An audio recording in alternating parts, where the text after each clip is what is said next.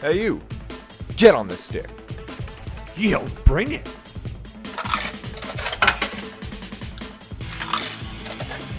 Choose your fighter. Yo. How's it going, lads? Fight.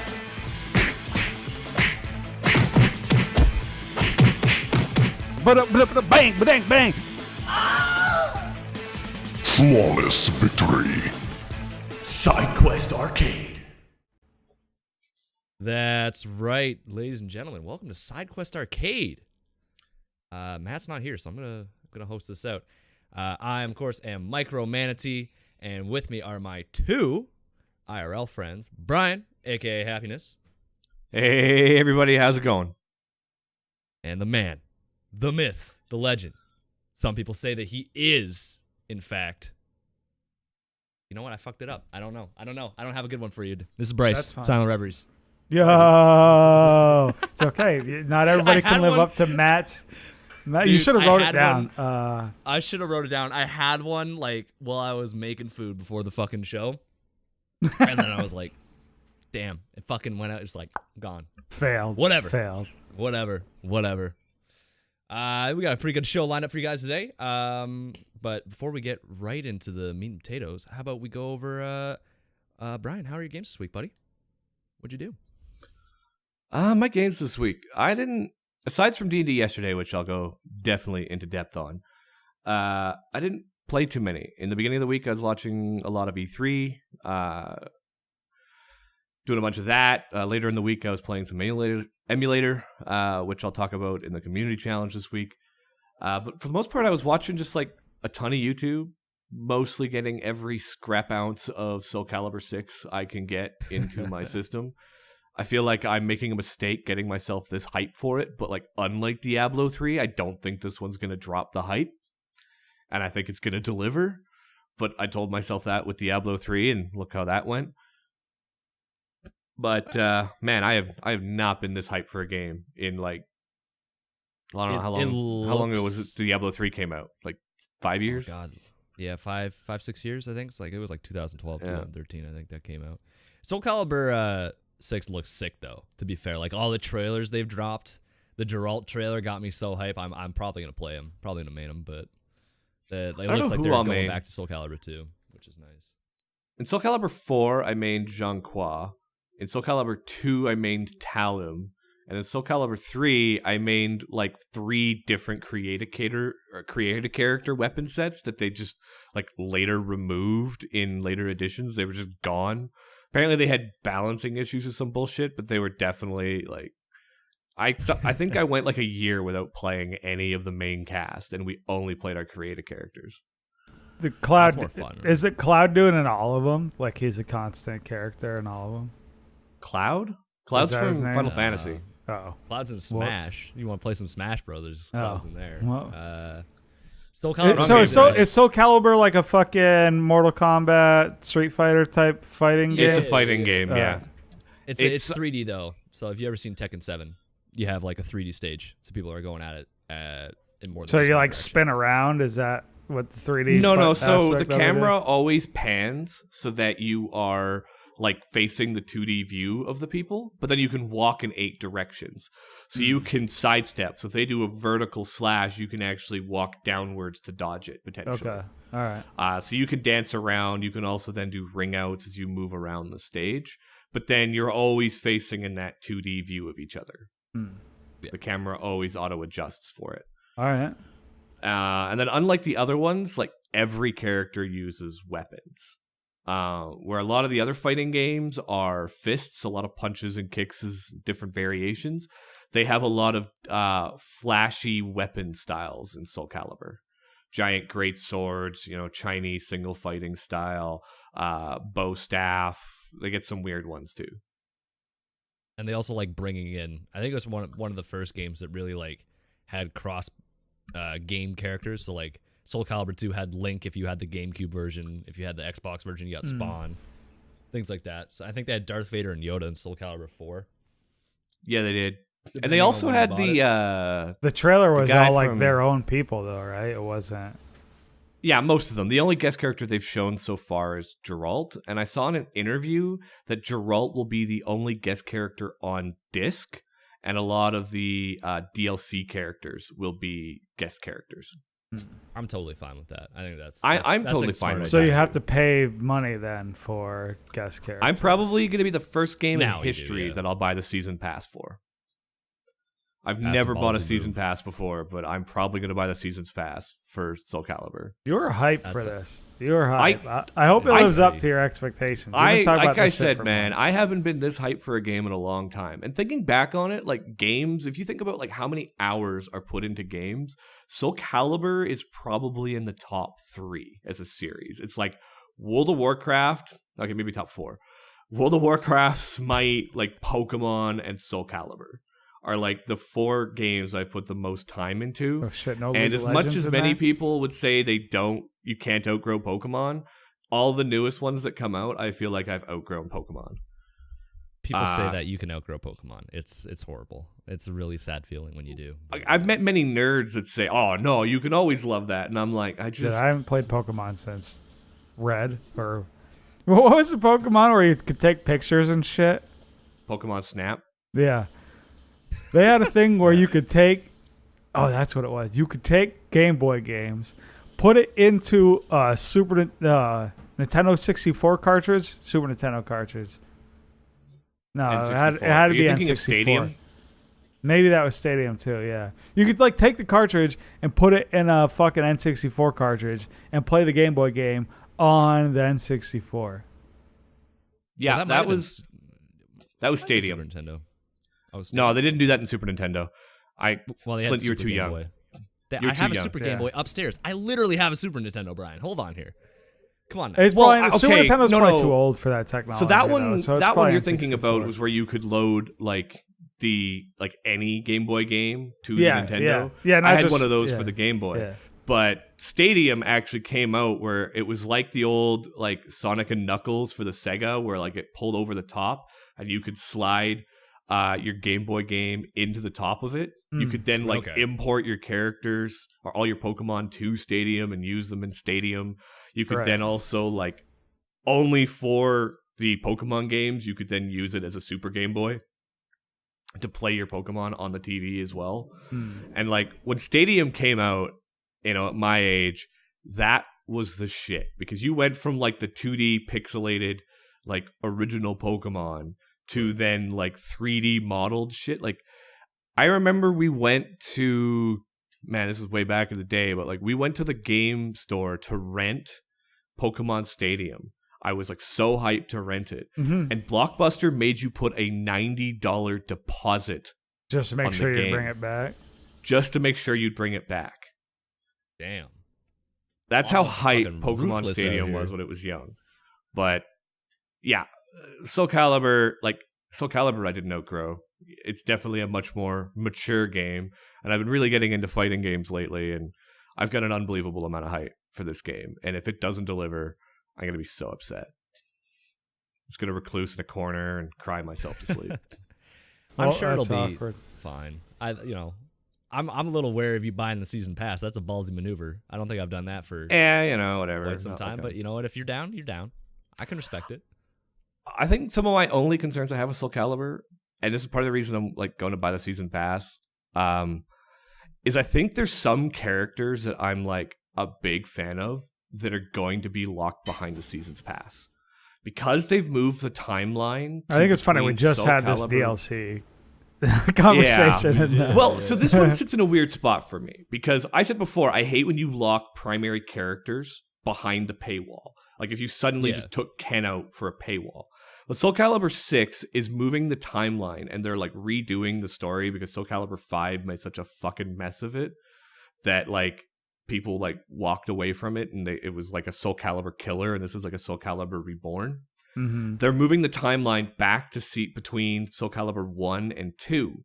And there's many characters that are huge fan favorites that were in 2, 3, 4 that also didn't make it to 5, like Talim, one of my personal favorites, but she didn't come till 2. Raphael didn't come till Soul Calibur 2. They were not part of the Soul Calibur timeline. And this game is between Soul Calibur 1 and Soul Calibur 2. So I don't feel quite as cheated if Talim is put in as a DLC character, technically in the timeline, she'd actually be like 12. But Soul Calibur 2, it's further in the timeline, then she's like 16, 17 when you play as her in the game. But she is a young fighter. So it's like, okay, technically you'd have to bring then like an aged forward character, and it'd almost be like a guest character if you brought Talim in. So then I'm okay with it as a DLC. Raphael, his age is not really the problem, but again, his story didn't start till Soul Calibur 2. So if he's brought into Soul Calibur 6 as a DLC character, you then get the character, but you're not, because of the timeline, you don't feel as ripped off as if they just removed a normal primary You're hitting it with the canon, so it's like it's not as bad. What is there? Like, is there comics or something about Soul Calibur that have come out to make the story, or? There are. I didn't pay that much attention to the story when I was young, or like a lot of stories, I don't think I truly like understood it. I've read a bunch in Wikipedia, and YouTube's always great for getting the story. I find like I can almost enjoy the story more from like a good summary on YouTube sometimes than I do from the original. Really kind of shows the depth of writing sometimes.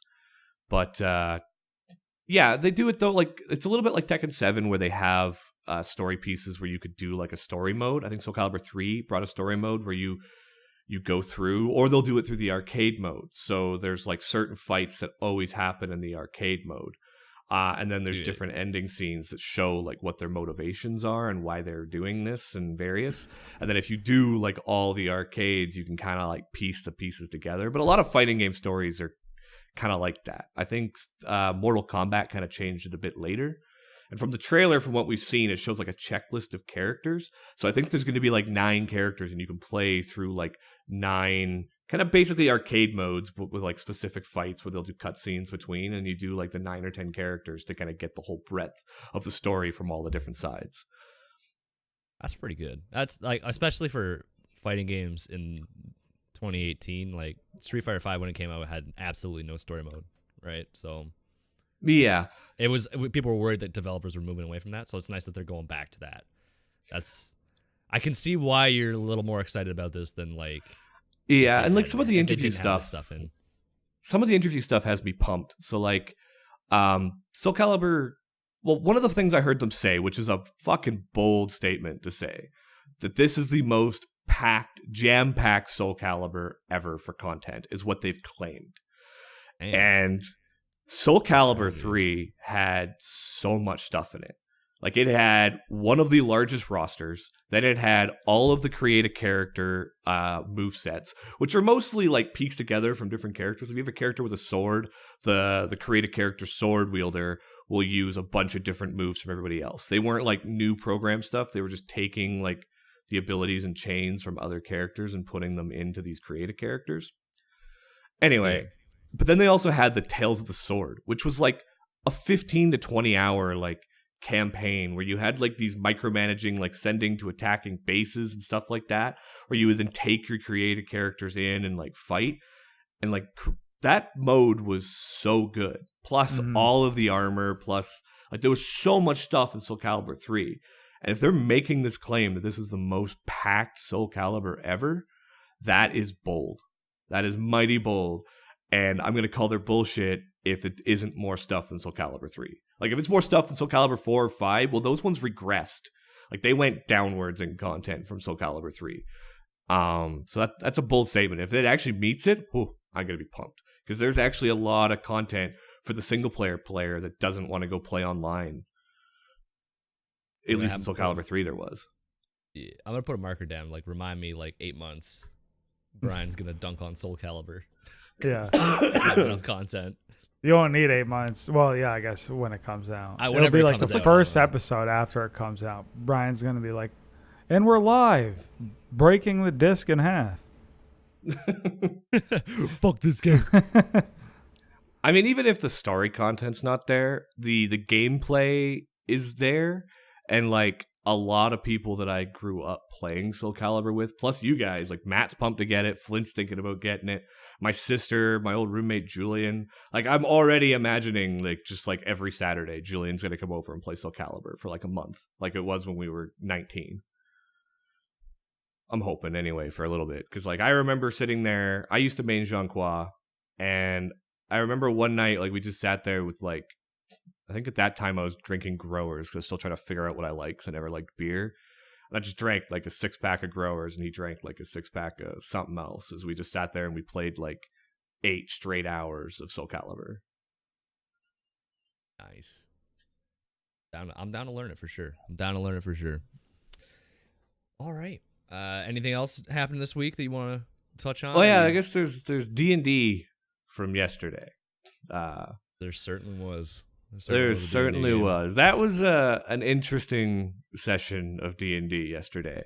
So right off the bat, Storm Rage had some shit come up. He couldn't make it. Your sister's out working. I knew well before she wouldn't be able to make it for the next few sessions. And then Aiden, last minute, he had to go out of town with his family. And he was playing with the shoddiest hotel internet. But I gotta give props to my boy for, like, still trying to make it to D&D. You know, I can't fault him for the shitty Wi-Fi. He was still there, doing the best he could. But at that, it was like 2.5 players. Yeah. And that's you really require a couple of more for energy. I find if you have, like, a good 4 or 5 people actually playing, it gets really, like, good. If you have too many, it gets a little chaotic at times. Combat can feel so long by the time you stick so many people in there to keep the combat balanced. But anyway, we were down to, like, 2.5, and every time we've ever played with that little people, it's never as good as it should be. I'm also, if you can't hear it in my voice now, I've got a chest cold. So, and when I get sick, I don't think as well. Anyway, so we get in, and right off the hop, we learn pretty quickly that Tyler is in a fighty mood. He is trying to, like, murder hobo everything. He's getting argumentative with, like, every NPC, and he just wants to throw hands. And, like, right off the bat, we meet this NPC named Mailer Zakal, which may or may not be made by Matt. And this was intended to be his introduction, and it was always intended that if you fought him, he would kick your ass and then walk away laughing. Because sometimes you're not always, you're level 3. You're not the legendary warriors yet. You're still the bitches. But Tyler figures he's the NPC. He's got plot armor, which he'll learn the otherwise if he doesn's be careful. Homie's got to watch some Game of Thrones if he thinks he's got plot armor in D&D. Yeah. And so that was right off the bat. It was like, what the fuck? But all right. Then we get going, and I learned something really important about my players. Right, pretty quick in after they get back to town, we're having this, like, chit chat with the guards, and Flint, the guards were kind of rude to them, basically mocking the players. And in the scene, it definitely made sense as to why finding a spider symbol in a dragon cave would confuse anybody with any knowledge about what that is, to make them think that you're just full of shit. And so he basically accuses Flint being full of shit, and Flint was half lying. And so I wasn't telling the whole truth, but, like, enough of the truth. It was, But you weren't working on information that he knew, and so he immediately knew, like, your story made 0 sense. So your story made sense to you until you learned, like, the disconnect between the symbol of Lolth in a dragon cave and how that actually makes 0 sense. And then you could see why there was no chance you were bluffing the guard on this lie of yours. I was sitting there, and I was, like, in my young poor Texan accent, and I was like, fuck. I got to string this one together if I can, but could not. So Flint couldn't do it. Flint decides to flip off the guard, who's already a little annoyed at him. And so the guard decides to flex on Flint and puts him in a cell for holding. He's not arrested. He hasn't committed a crime. He is just being flexed on. And I didn't, I'm still learning the new group. I forget how invested particularly Aiden, Flint, and Fiona are when they play, and they catch all the subtleties. Flint immediately knew that he was in jail, and it was just a flex move, that he wasn't actually arrested. But my historical D&D groups, maybe I wasn't telling the story well enough, but they weren't as engaged as these three are. And so I would have to like explain the subtleties of this situation. I was already getting ready to defend why Flint needed to be in jail. And I gave way more exposition on the scene, borderline breaking immersion. Flint and Fiona And I are didn't funny get- too because they wear all their emotion on their face. So Yeah. since they're so invested in the game, Tyler's been streaming it, like it's funny to like actually watch their reactions because they're like into it. Yeah. I'm into it. And so I have to learn to tone back the expositional like explanation for them, because my other players, like, they would just, I don't know, I think they had poor social skills in real life too. Like they couldn't read a situation that was happening to them, and so I would have to explain like what the situation was so that they could react properly. It's like when Because you they would hear a always meme. react in these ways. What's that? It's like when you hear a meme. Just Yeah, something like that. Yeah, way over my head. It's gone. Fuck. Even like how that went over my head there initially.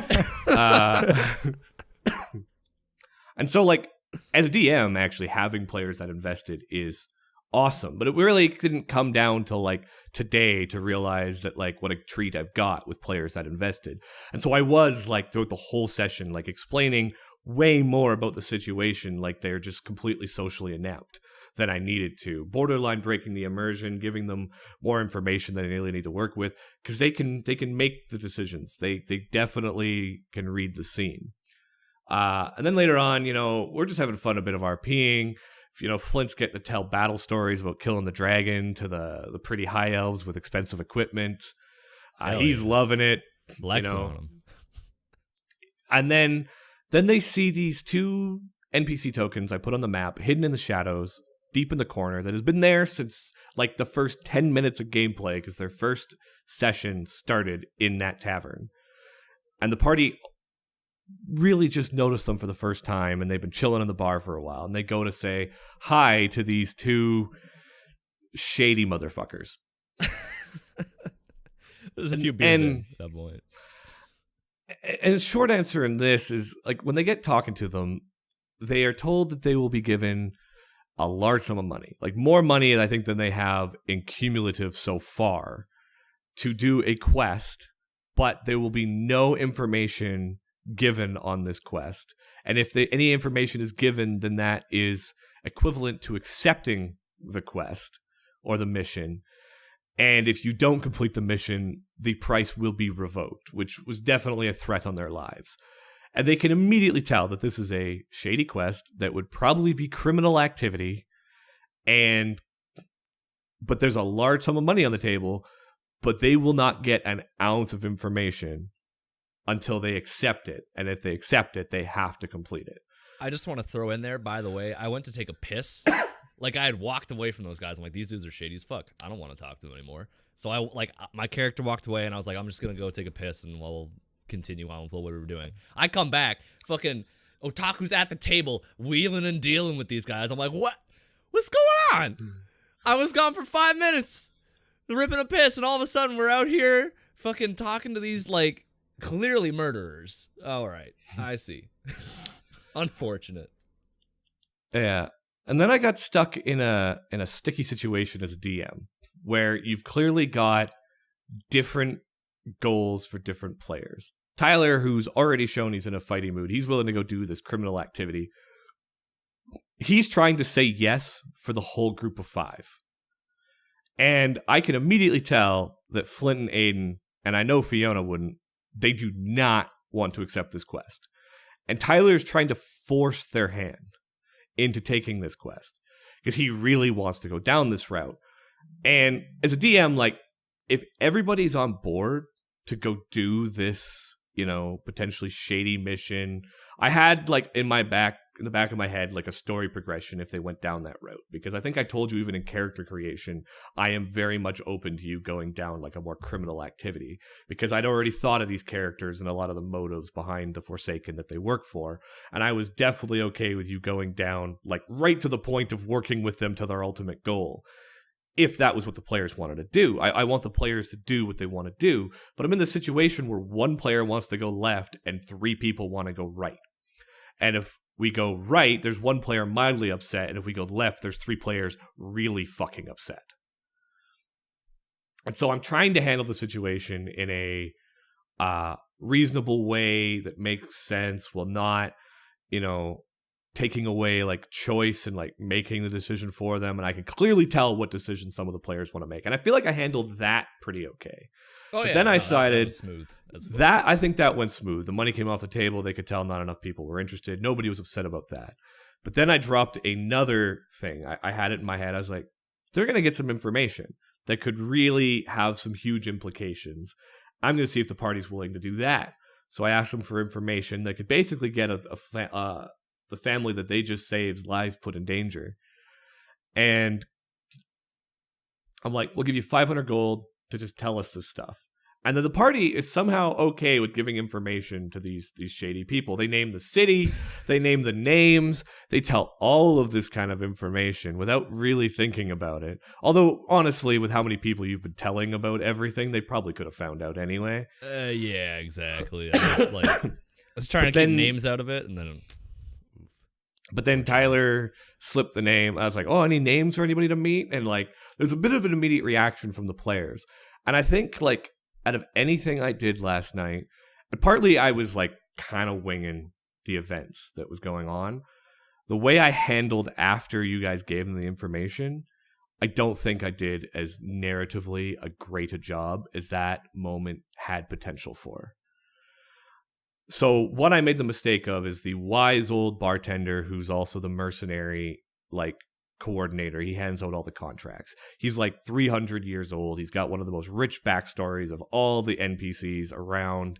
He's got direct connections to like the leaders of the city, even though he's doing this like, shady kind of underground stuff. He's been around, he's that guy. And of course, with 300 years old and wise as he is, he knows how bad the party fucked up, and he overheard what happened. And what ended up happening was once I actually rolled the dice, and once he'd heard what happened, he rolled like a nat 17 on his perception for seeing what happened in his bar. He then kind of took over. And a lot of this was kind of chaotic. A lot of stuff was revealed. Bryce was released from jail to threaten Flint. Hell yeah. And I ended up... By the way, Bryce, get fucked on.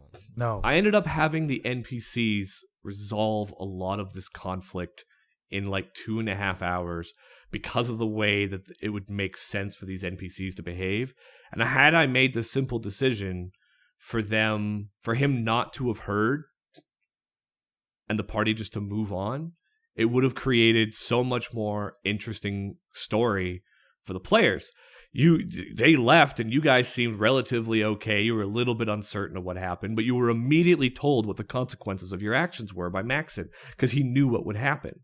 And because I didn't think about it, I'm going to blame having a chest cold because that's a good thing to blame. Fair enough. That's fair. And had I not done that, you guys might have then gone. You might have been like, I'm sure it'll be fine. I'm just taking a quest and then find out that the vendors were kidnapped later or that they were dead or a bunch of other shit could have happened. Or you could have been like 20 minutes later, like, we fucked up. We need to emergency get a ship to chase them down. And then I knew the Forsaken had technology beyond any of your imaginations. And I was like, there's no way you'll be able to catch up to them. But there's like so many narrative opportunities I could have done that then would have had so much weight on the players because it was your choices that led to it. And I kind of just threw it all away and went to the dungeon I pre-made. And the next morning I was a little upset because like if you had like 3 sessions of like you're trying to go catch up to the vendors, they're missing, but you gathered a note or something that they're alive, you're trying to chase them down, you free them again, of course they're mad at you because it's your fucking fault. There's all this shit that could happen. You've got all this like investment into why it happened. You randomly threw me in there too. Oh no, you were always intended to be because like I was talking to you about making a villain and all you would say to me is kill Flint. Yeah. I had 2 ideas. Kill Flint, and then you shot down I had a clever name.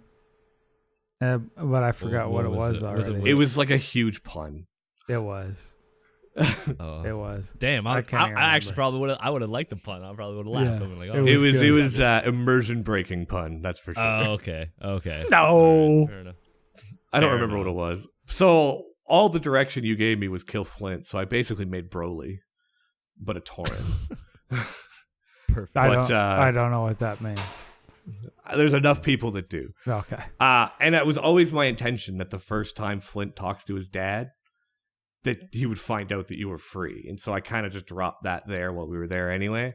But I don't know. I feel like I could have done so much with that opportunity I was handed, and then it just didn't pan out. Like it was an epic moment. Aiden afterwards, like that was so much fun and everything was chaotic, but it was like, yeah, but I could have had like 3 months of like deep invested into this story because it was your actions that caused it. And cool, we're back in the cave and you're sent where I told you. And I'm like, shit. And I was thinking about it the next day and I was like, learning opportunity for me. But anyway, I've talked for the first 25 minutes of this podcast, and that was D&D last night. Hell yeah.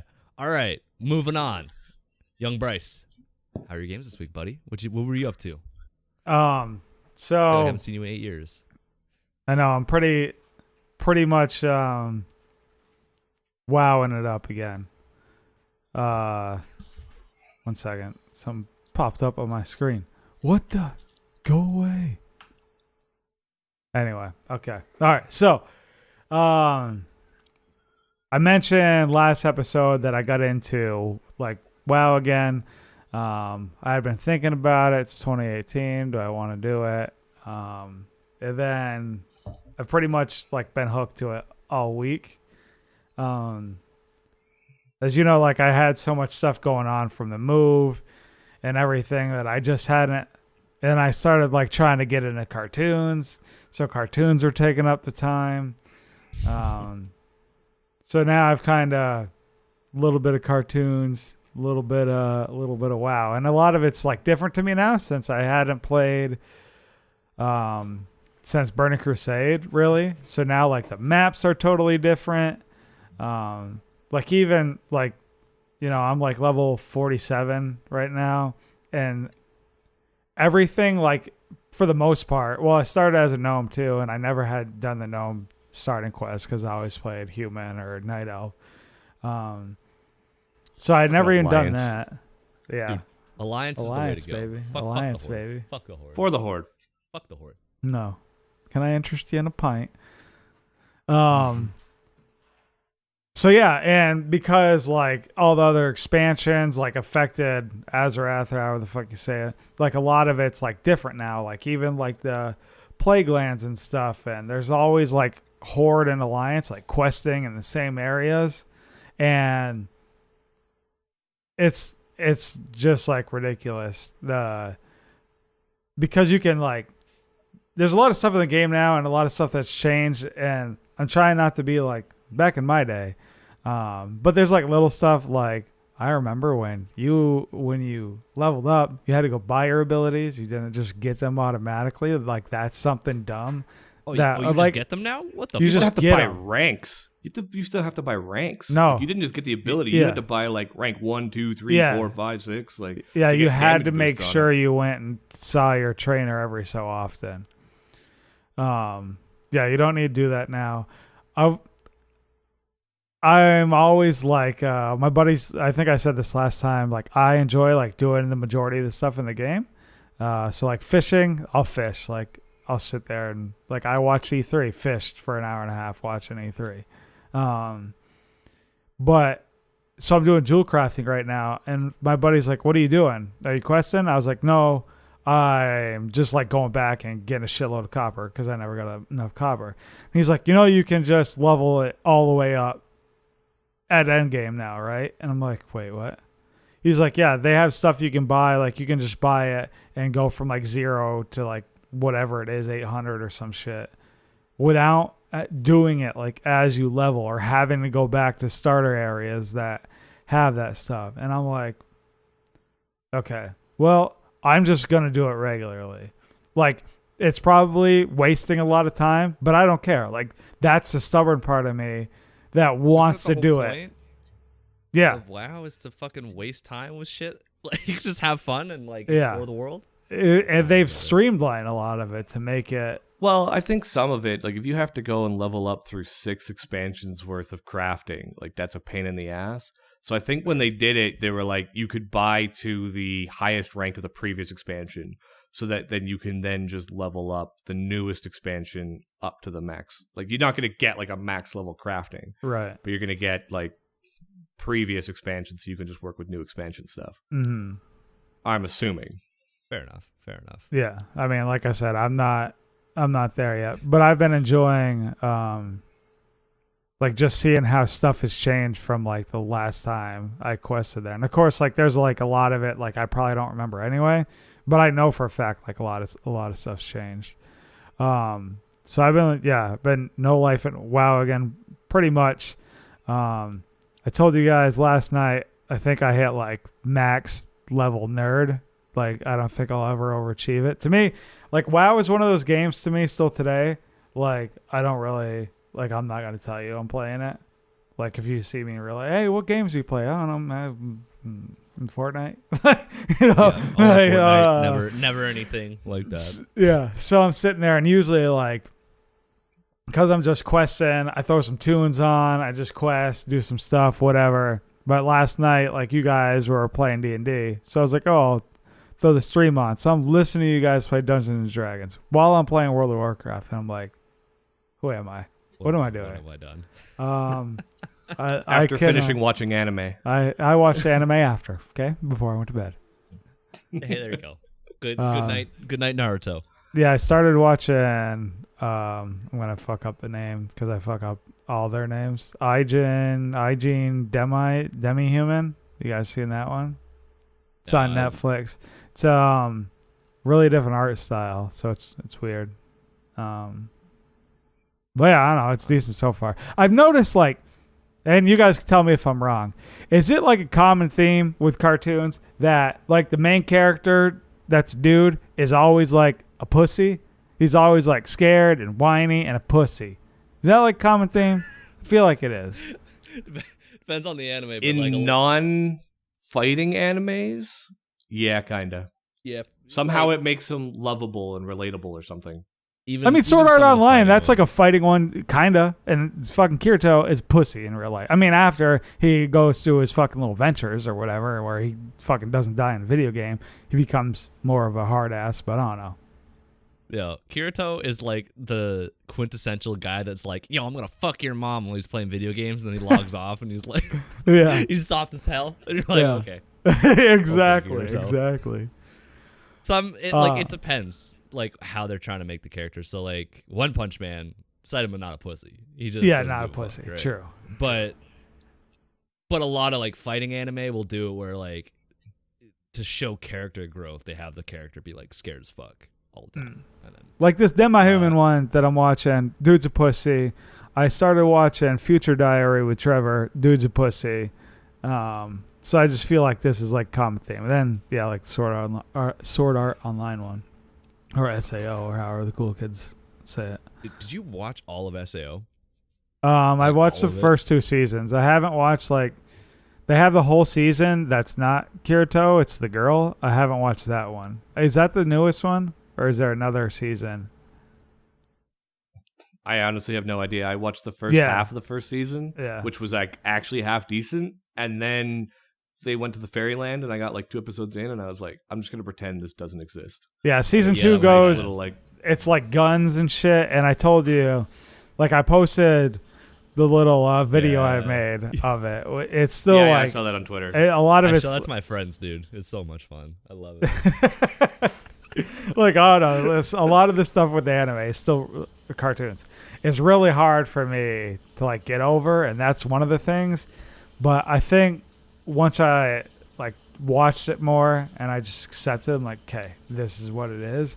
It was like more enjoyable. So I know a lot of people can't do that, or It's hard, don't man. want to do It's that. hard. So I had to do that a while ago too. Like, there's a lot of animes I watch that are like really enjoyable, and I just have to pretend the characters are actually 20, not 15. yeah, Because you're like they're 13 years old, but then they're built like a 20-year-old, and I'm just like, this story's 20-year-olds. yeah, Let's just like Naruto, like he's 13 throughout the whole first season, and then like Shippuden, like he's standing almost to his max height, but then when you see him at Boruto, he's like way taller. He's only like 15 in Shippuden, but he's like saving the whole village, and he's this hugely important person. yeah. But nobody in Naruto was trying to bang half naked girls and shit. Like they leave that aspect out of it. I don't know, man. He has his sexy jutsu, and they have his fucking teachers. Sexy Uriah's, jutsu is fly, spying on people in the bathhouses. Yeah, pervy they still stage. have Kakashi is a Pervy. perv too. Yeah, they're still doing all that shit in anime. Oh yeah, I guess in I Japanese had they to- call him like the pervy hermit or whatever. Or it depends on the something like that, translation. yeah. I've seen by different translators. Like I've seen pervy sage, pervy hermit. I've seen a bunch. Yeah. It really depends on the translator. There's been many times where like the translator will change. As I was watching Naruto as it was fresh coming out, and you would like end up watching with a different person, and they'd have a different translation. There were some of the ones I think that were really good that would keep like the name of the original attack. Like you were watching in English, so you wouldn't see it, and like I didn't. And they're getting better now. Like even the English translators. Yeah, I know in the Japanese dubs are they getting don't better. call it shadow clone jutsu. They call it like shadow clone technique or shadow. No, they still call it something. Shadow Clone Jutsu. Okay. Most of the translations I saw, but like I'm thinking of Sasuke's Chidori, which is like his light. His what do they lightning call it in thing. English? Yeah. His lightning thing. They say And Chidori so, like, as well though.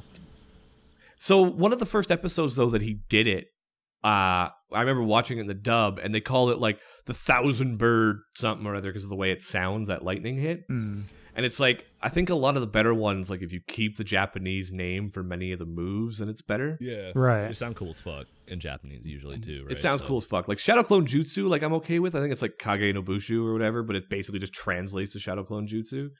But many of them, Chidori in particular, when I saw the English translation that didn't initially call it Chidori, and then later on they were like, okay, fan outrage, we should just call it fucking Chidori and like leave it at that, right. and Right. then it's better. But I've seen like even subs where they would like translate Chidori into its like defined term every time. You're like, what are you doing? 1,000 birds. Like, oh god, I can't remember the exact. I mean, to be fair, that was like it was 9 fucking something years like ago. that though. You're right though. Like, it was it like was 1,000 actually 1,000 9 or lightning 10 years birds or ago. something like that. Mm-hmm. No, it was something along those lines. But I switched to English. I like the English dub of Naruto. I get flamed by my friends all the time that watch anime. They're like, "You gotta Yeah. watch it subbed or nothing. If you watch a dub, you're an idiot." I'm like, bro. Sometimes, like, I gotta watch fucking 9,000 episodes of Naruto. I'm not gonna read. It's not Yeah. that I can't. I just don't wanna. Like, I know. And most like, of if the it's like time- if it's like. Yeah, if it's like a 12 episode anime, I'm down. But if Most it's of the time, fucking- like before, like most time I watch anime, it's like before bed. So, like I know I'm gonna fall asleep. You want to know why I'm gonna definitely fall asleep is trying to read subs. It's like, oh, I'm reading. Yeah. yeah, you're right.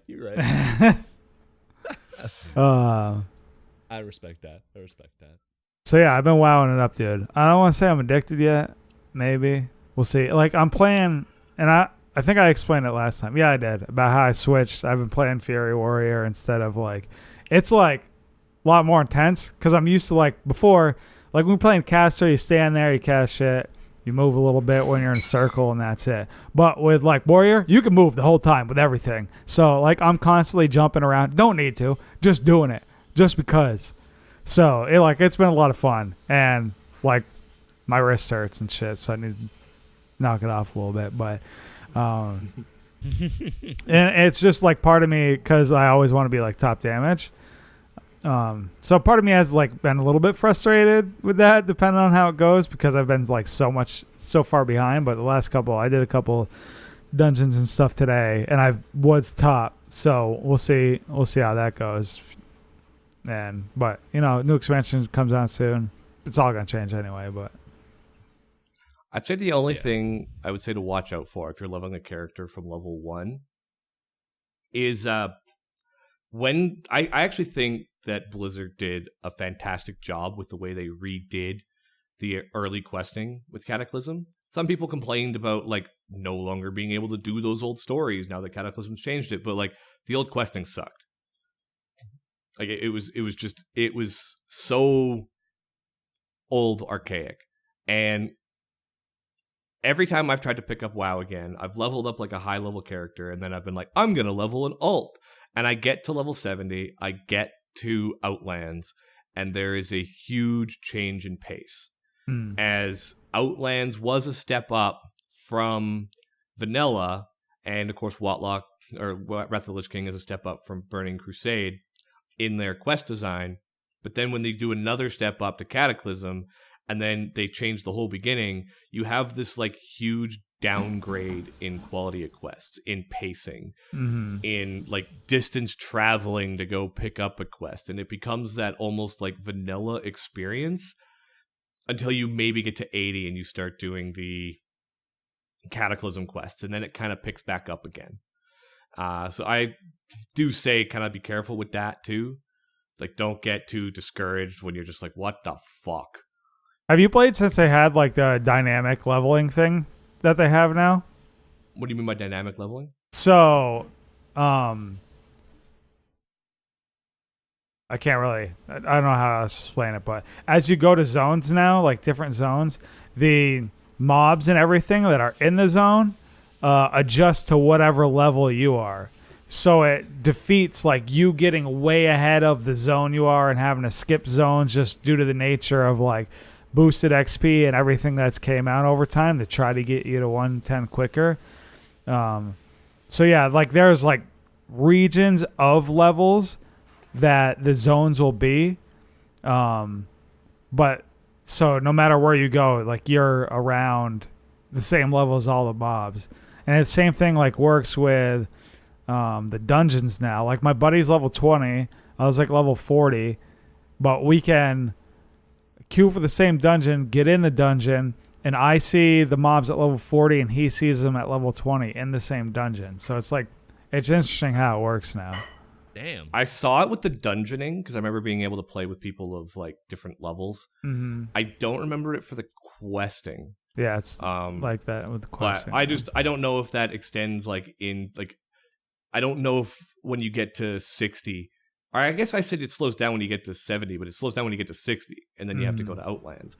I don't know if your dynamic leveling is going to let you level past 60 in Azeroth. Yeah, probably, and I'll have to see because it obviously like caps at something. So like you're not a level 110 coming back to Plague Lands fighting level 110 shit. Even though people are questing there, I don't understand. I guess if they just automatically boost to 110, they come back and do all the quests anyway. I don't know. Couldn't tell you. That's gotta be maybe they're boring, going though, for the when achievements. You're just walking through stuff. You know? Yeah, I've seen people are doing it. I don't get it. Maybe one day when I get up there, I'll understand. Yeah, that was every time I picked it back up and I'm like, I want a new character, and then I like try to level them up, and then you get to 60. Like my joke was in Cataclysm when I quit playing WoW finally I picked it up for like a month, like 2 different times. But when I actually made my final quit on WoW, I probably leveled like 6 different rogues to like 62, and I just hated Outlands. And then I would just be like, fuck it, take all the heirloom gear, delete the rogue, start a new rogue. And that was just how I would like dick around doing battlegrounds and shit. And I leveled like 6 or 7 rogues to like 62, and then I just got frustrated with Outlands. How's your week, Flint? Okay. My week's pretty good. I haven't had a whole lot of time to game hard because I've been digging. Been cosplaying Pickaxe Pete. You know, trying to figure out no more shit stories though. No more shit, dude. We're past that. We buried that along with the memory of it. It's gone forever. Thank God. Well, actually, we still got to throw the pipes and stuff. But you know what? It's gone. As far as I'm concerned, it's gone. So I've just been like digging a lot. But when I have been playing, I've been like flip-flopping to two games. I've been doing a lot of Realm Royale with Trevor, which is fun as fuck. I'm really enjoying it. I think that Hi-Rez is putting a lot of care and effort into this game, much to the chagrin of some of the other games communities. I know they just announced that they're doing a $1 million tournament at DreamHack for Realm Royale. Oh, and shit. Smite's prize pool might not even be $1 million this year. There's a little PJ Salt in the Reddit from what I was reading and on Twitter. I don't even think Paladins is reaching that this year, which to me is interesting. If there's anything Hi-Rez knows how to do, dude, it's like hit that esports. Like they're run. good at. They come out with it, dude. If Bot Smashers comes out, guarantee you, esports scene Bot Smashers, off the Dude, they're gonna have an get-go. open bracket bot smashers tournament at DreamHack. I'm calling I mean, they had Hand of the Gods or whatever, right? So yeah, Yeah. I'm half joking about bot smashers, but really, like, I'm not joking. They probably would. They probably would. So, like, especially since all these major streamers have been picking it up, right? So, like, Ninja's been playing it nonstop. Summit's been playing it nonstop. Like, I saw Last playing with Dr. Lupo. Yeah, and then, like, CDN the Third was playing it. I have streamers like other games that have. I like, love CDN, never dude. I fucking love CDN. He's great. Fucking Dyrus from League of Legends was like, "Yo, I've been playing Realm Royale nonstop. I go to bed thinking about Realm Royale. Like they Did have." you see his stream title today? No, I didn't. His stream title just said "Not Addicted." Playing Realm Royale. Yeah, it's a really fun game if you're into battle royales, but I can understand why other high-res games are maybe a little upset or worried. Some people probably remember Tribes Ascend and how that went for a while, and I mean, we said our piece there about Tribes covered Ascend it. and We covered Smite it last time. It's but dumb. It's dumb. Well, I got one more comment on that whole thing, and I saw people say it with Smite. I mean, DM Brandon says they don't even deserve Smite. I see how people say it with Paladins. And now I'm seeing people say it with Realm Royale, where they're like, high res lucked into a super fun game, but they've done it 3 or 4 times. Like, Yeah, is you it can't really luck in that many luck times. that they, like, so many people treat it like they lucked into this fun battle royale? Now, I firmly believe that Hi-Rez knows how to make a fun game. They looked at the genre and said, here's things that annoy people, here's things that people would enjoy, here's our spin on it, let's make this happen. Like, they had a goal, and they achieved their goal, but I'm seeing so many people, particularly from the Smite community, when I see comments about it, they lucked into it. But people said the same thing about Smite. They lucked into Smite. And I'm like, what do you mean they lucked into it? Like, they had the idea, they made the game. Well, they don't make it to the standard I want. And so people have, like, this low faith, but, like, Hi-Rez has that capability to, like, go make a really fun game. Even if it's not, like, the top one of its genre, it's often one of the most fun ones in its genre. Our boy LHS fell for it today. He apparently they're coming out with a system so that when you report people in Realm, you can report stream snipers. So good. LHS retweets it and comments, "Smite when?" I don't know, LHS. Let's see. There's one development team here. There's another development team over here. And they're nothing to like do with each other. Yes, they're both high res, but it's not like just because they're doing it for this doesn't mean that they're going to do it for this, or that they have any intention to, or that they know how they're going to go about it, or anything. It's totally. Oh, they're different. doing It's it here, dude. Apples to Oh, when? oranges. If they're doing it here, Apples it's to got to oranges. be over there. Smite matchmaking and Realm Royale matchmaking are totally different. They're totally different experiences. And it might just be because of the server like, I bet you it has everything to do with population. Not that Smite's dying, but like a lot of people are playing Realm Royale because all these big streamers are picking it up. So it's probably way easier for them to filter shit out. Either way, regardless, the game is fun as fuck. They're doing a really good job with it. I'm glad they're having a big $1 million tournament, especially with all these big streamers playing it. That's probably going to bring a lot of hype to DreamHack that wasn't maybe there at the Hi-Rez booth before. They're doing it at at DreamHack? Yeah. They That's just announced actually brilliant. Hi-Rez Stu tweeted out he's doing a $1 million tournament, Realm Royale. This shit's in alpha, and they're just like jumping in on it. Like they're grabbing that hype and they're running, and I'm happy for them. They have a good battle game. royales are That's not for me, but like I'm happy for them.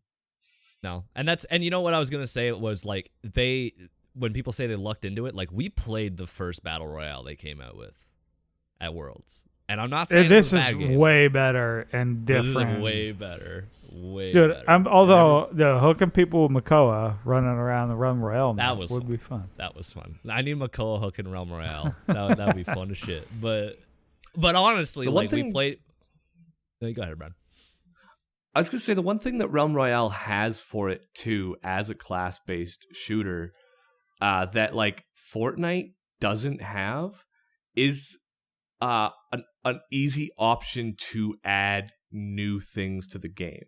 Like, what does Fortnite have to offer? I mean, they're doing events and stuff, which I think is brilliant. They And I are, think yeah. They high add res a would be lot of good stuff. to learn from those events.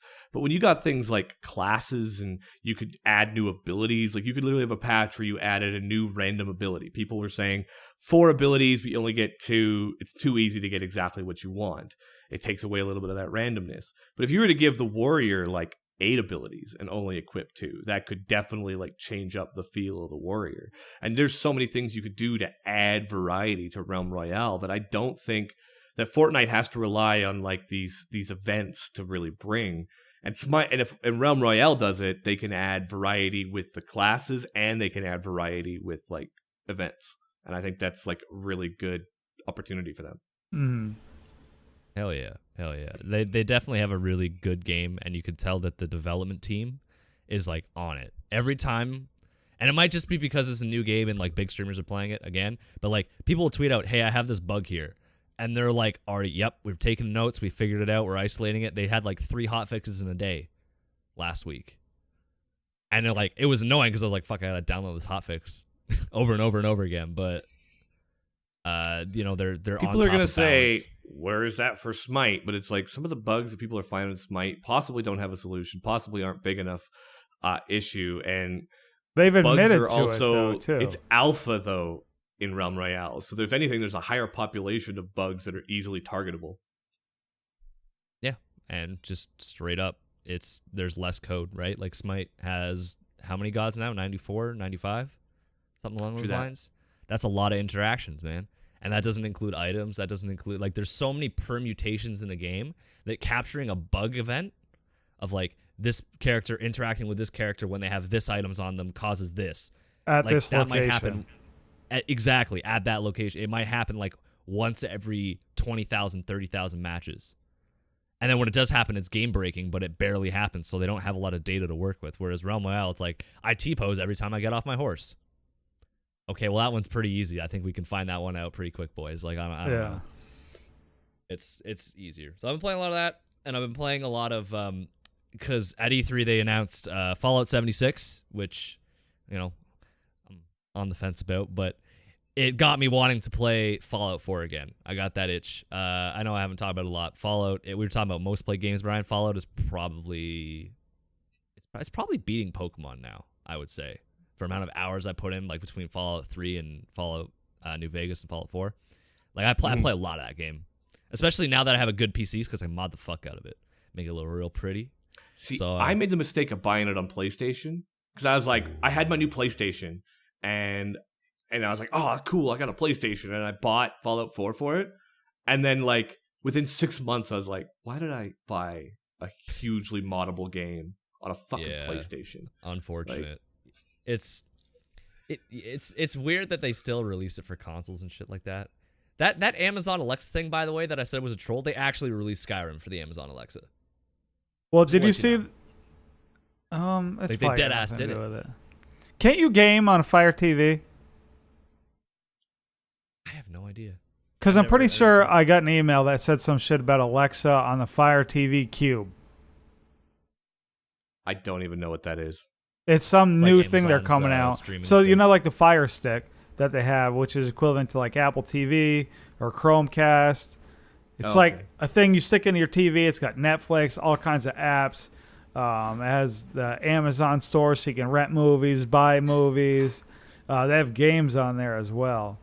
So I wonder if that's like going to be on there too, Flint, like with the... Yeah, probably. But like they actually released, like, you can put your Alexa on the kitchen table and basically play like a one-man version of D&D. It's weird. I don't know why they're doing shit like that. But Fallout 4, I've been playing it probably like anytime that Trevor's not on for Realm Royale or my brain's not working from digging too much. And it's fun. I've never beat the story. The story is definitely not as good as Fallout New Vegas, but it's like the gunplay is sick. The modding is sick. Like not like downloading mods for the game, but like modding your guns. Like having that in there was really nice. And I think they did a lot of good stuff with that game, but not they took away, I think, a lot of what makes Fallout fun, and that's the text options in the story and things like that. That's what I played for a lot. Trevor, dude, literally like has messaged me twice now, and he's like, "Hey, man, just me and Flint are bonding, and you're nowhere to be found. Do you want to come play Realm Royale?" I'm like, "Fuck off, Trevor. I'm playing World of Warcraft. I ain't trying to fucking play Realm Royale with your dumbass." Okay, I left the dumbass part out. I get it. I get it. He'll be sad you boys. probably BR'd out. You probably BR'd out. Yeah, I'm just like, I don't know. It's like I don't mind watching it. Sometimes I don't know. Like it's weird. It's weird to say this. Hopefully somebody can like agree with me or whatever. I like playing Fortnite and like the art style. For whatever reason, I don't like the art style of Realm Royale. And I know it's like cartoony. Really? It's just like different cartoony. But then again, like I was never like really into Paladins. I'm motherfucker play Torvald. That's my dude. Fucking boom, beaming people off the map and shit. But Grandpa. I don't know. I Grandpa just Torvald, let's do it. yeah. But yeah, I don't know. I hear you. To me, the art styles look almost the same. Could be wrong there. Like the buildings are different, but like the character models and stuff to me like look almost similar. Yeah. But I get it, man. Like some days, like I'm down to play for like 5-6 hours, and then other days I wake up and I go on my computer and I stare at the screen. I'm like, I just don't want to think. Those are Fallout days. Yeah. Those are Fallout days where I'm like, I can like it's a slow game. I can pause it. I can alt tab and do something else.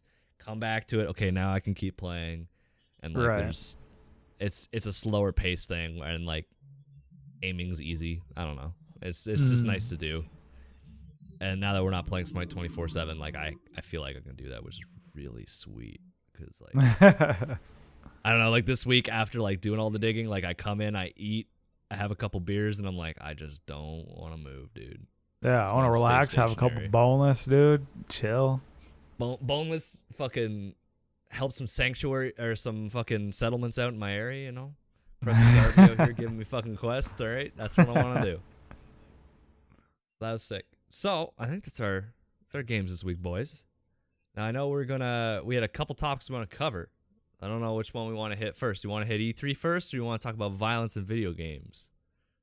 Well, I think first we want to preface that if people are asking, where's the bracket? I think we've decided that the bracket is best with all four of us. And I think if we did it with just three, it wouldn't have the same energy. I think Matt's trying to skip out on this and Snake lost, but he's not getting out of this. He's not getting out of this. He's got to hold that salt, got to hold that out. Listen, Matt is the bracket host. He's got it on lock. He introduces those characters well. I don't think, you know what? Can't do it. Can't do it justice. We got to wait for him. That's his idea. His idea. He's got to see it through. He's got to watch Donkey Kong smack Cloud around, all right? That's what that's got to be. But I just think it would be better with four. But unfortunately, I'm not here next week. And then I don't know if Matt's available the week after. So it might literally be like a month before we finish. Cliffhanger. So we're leaving you on a hell of a cliffhanger. But I think the delivery, it'll be worth it saving it for four people. I agree. And you know what? This gives you, all you listeners, extra time to tell us how wrong we are. All right? Gotten some messages about, maybe we made some bracket mistakes. Maybe we gave Snake a little too much prep time. I make zero mistakes. Yeah, dude, I don't know what you're talking about. This is calculated information. We have our protractors out. We know fucking pickaxe speeds dirt per minute. We don't fuck around here, all right? On SQA. But regardless, we have two other topics we're going to talk about. We're going to lightly touch on E3 for reasons that will become apparent later in the episode, and we're also going to talk about violence in video games. So I don't know if we want to maybe kick off with the violence discussion and then like lightly go into E3. Sure, yeah. Probably be better flow. I'm down for kicking off that one. I'm actually down for spoilers for next week's community challenge, leaving some of the E3 discussion until next week. But yeah, I'll start off with the violence in video games. So this was something that came up. I actually saw it show up even on the Philip DeFranco show on YouTube, where there was like this clip of a news show in Australia, I think it was. It sounded Australian, yeah. Yeah, and this like lady went up on stage, and I think even Trump's been in on this too, where they're saying that violent video games cause violence, and they're trying to blame a lot of the current issues on video games. And this lady goes up and says that there's like 131 studies that say that video games cause violence. But I know, even watching from the YouTubers' reactions, various people that I would trust their opinions of, all came in and said, well, there's 133, but there's like 1,000 that say they don't. At least not in a full-grown adult.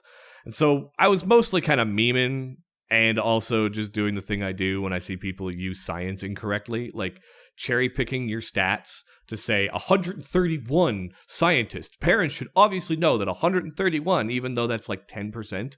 Like 90% say it doesn't, 10% says it do, but then you just ignore 90% of people and believe only the 10%. Like that's a huge problem, I think, in today's society, which is its whole own fucking discussion beyond video gaming. But then it was like, it's this age-old debate. They've been literally arguing about, do video games cause violence for the last, well, pretty much since Mortal Kombat came out. Yeah, it seems like an old ass like topic, like to even talk about. Like, why talk about it? But it just seems like it's just one of those things that it just always like comes back up. It's like every so often you hear it again, and it's just like, okay. And there's the people that don't play games and that always are just like, well, yeah, it must, right? Like it's this foreign thing to them. And there's people that don't like the violence in games. There's many games I don't play that are extremely violent. Like I'm pretty okay with cartoon violence and, you know, like Soul Calibur, which I'm super pumped on. When you hit it, has this like burst of energy. You don't see blood and guts from the swords that are slashing into them or anything. But some games, of course, get a little more, and I don't actually have a high tolerance for that. I don't have a high tolerance for it in all media. But then, because it was kind of started as initially as like a bit of joking on Twitter, and then somebody was like, why don't you talk about it? I think it was Willow said it'd be an interesting topic for the podcast. So we said, let's fucking do it. Yeah, because I did research on it in my first year of university. The So, video, I'm clearly an expert. The video with the Australian woman, like kind of what sparked it, is specifically talking like about Fortnite, and that's how they're bringing this gaming conversation into it. And she's like, you know, playing these games makes kids violent. So I'm like, well, you know, it must also increase the desire for kids to become construction workers because you're building in Fortnite nonstop. So if it's going to make you a violent motherfucker, it's also going to make you handy. You know, you're going to be able to hammer down. You know, 15 years, there's going to be some really angry construction workers roaming around this fucking job site. Making some weird shit. Foreign's going to be like, hey, I don't think you're supposed to build that. Whah! Here's the hammer. Hey, man, you're supposed to build a house. Why do you build a llama? I'm a little bit confused right now. This is better. Trust me. This is better. I don't get it, man. To me, it's just the media, like print media, going after another form of media that they don't like. It used to be music. Yeah, like Nevaeh mentioned books back in the day, and now it's like fucking. Nevaeh mentioned, you know, she said when I was growing up, it was music that would cause violence. I'm looking at you, Satanic Panic. I'm gonna check them out. I never heard of Satanic Panic. And she said, hell, D&D got thrown under the bus when she was a kid, and started trying to place Bane with no sources. Why don't we come up with a solution? So, dude, when I was a kid, fucking Yu-Gi-Oh was getting hit. Like, yo, these cards are violent. Kids were arguing about them on the fucking playground and whatnot. They're like, this is bad for children. Like, what? Willow mentioned, I agree with some of the points that people make regarding the threat about monitoring youth with media intake, but gaming in general has proven to be great stress relief and actually promote healthy brain activity, which I think you mentioned there, Brian. It's like, yeah, well, you should monitor your kids and whatever they do. Don't let your motherfucking kids play in traffic. Don't let them watch porno, and don't let them play some type of, video game nonstop type thing. Or that's not even. I don't give a fuck about playing games nonstop. I'll rehash I don't even know if I was in first year university. I think I was doing upgrading when I did the research. So I wasn't even in first year. It was pre-first year university. So. But what I read on it, and of course I've read other stuff since. I've seen YouTube documentaries on it. I mean, you always end up in the weird parts of YouTube, and eventually you're reading a whole bunch about the psychology of the violence of video games. But prefacing my level of non-expertise, but expertise. You know what I mean? Like I've read up on it, but I wouldn't say I'm an expert. But so you got a degree, basically. Oh yeah, basically, yeah. YouTube degree. Mm-hmm. What I remember reading about it was. And this is probably some of those 131 studies that say it does cause issues and violence and various. are probably referencing some of these studies. So, and this goes into full like child psychology. When I took psychology, they talked about the different phases of a child's brain developing. I mean, there's literally marked, like there's many children that can't understand when they look in a mirror below a certain age that is themselves in the mirror. There's testing like the cognitive growth of a child to then see if they are self-aware and various different stages. And there is proven studies that say below a certain age, a child can't discern the images on a TV from the real life goings on. There's certain regulations with TV shows, like they have to be careful about showing loss on a TV. It's meant to solely entertain, but if a character or somebody dies on the TV, a child has a hard time. A young child, like fucking 4, has a hard time differentiating that person is just on a TV. It's not real. And so there's many studies that talk about these effects on young children. And I would even believe that these proven studies that show that like this violence can have an effect. Does it make them violent? No. It can have all kinds of ranges of effects, to even passivity from the fear that these TV shows can bring. There is effects on very young children with all forms of violent media. It's almost the same as if you have like an abusive household and screaming and violence in there. The TV can have almost a similar effect if you're letting them watch fucking Freddy Krueger at 4, right? Yeah. But constantly letting them watch it. Like if you watch a little kid watch fucking Freddy Krueger, yeah, he's gonna have a nightmare, but he's not gonna become a fucking serial killer. Well, like I said, it's not gonna necessarily induce violence, but it can have cognitive impacts. It can cause fear that leads to other issues down the road because it was just too much for their 4-year-old brain to handle. There's all kinds of studies that handle for these young children. So yes, don't let your young children play these games. But these games have, age gates. Or maybe be careful about not playing Call of Duty in the living room with your 4-year-old there.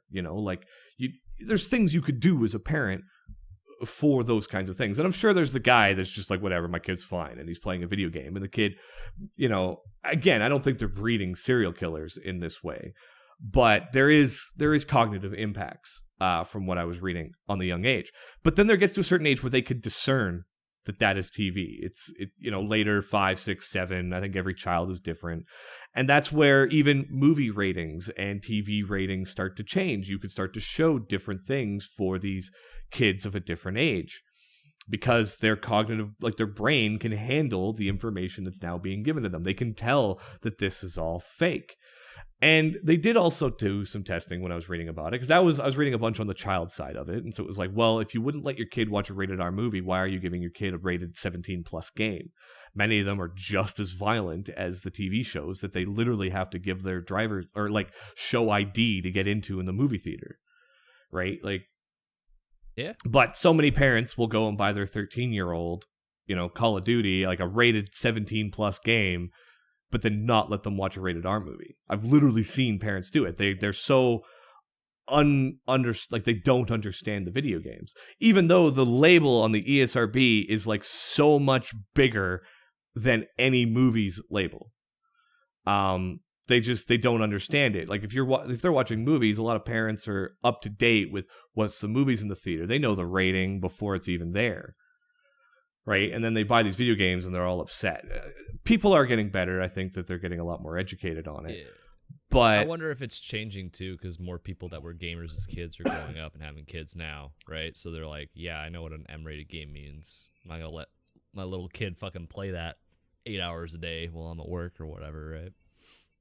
I think there might be some improvement, but then I think there's also like a huge amount of people that maybe grew up playing those games when they were 13 that'll then continue to let their kids play that game. And to be fair, like I don't have children, but I can imagine if a 13-year-old is begging for Call of Duty over and over and over and over and over and over and over and over and over, you'll eventually just give them fucking Call of Duty.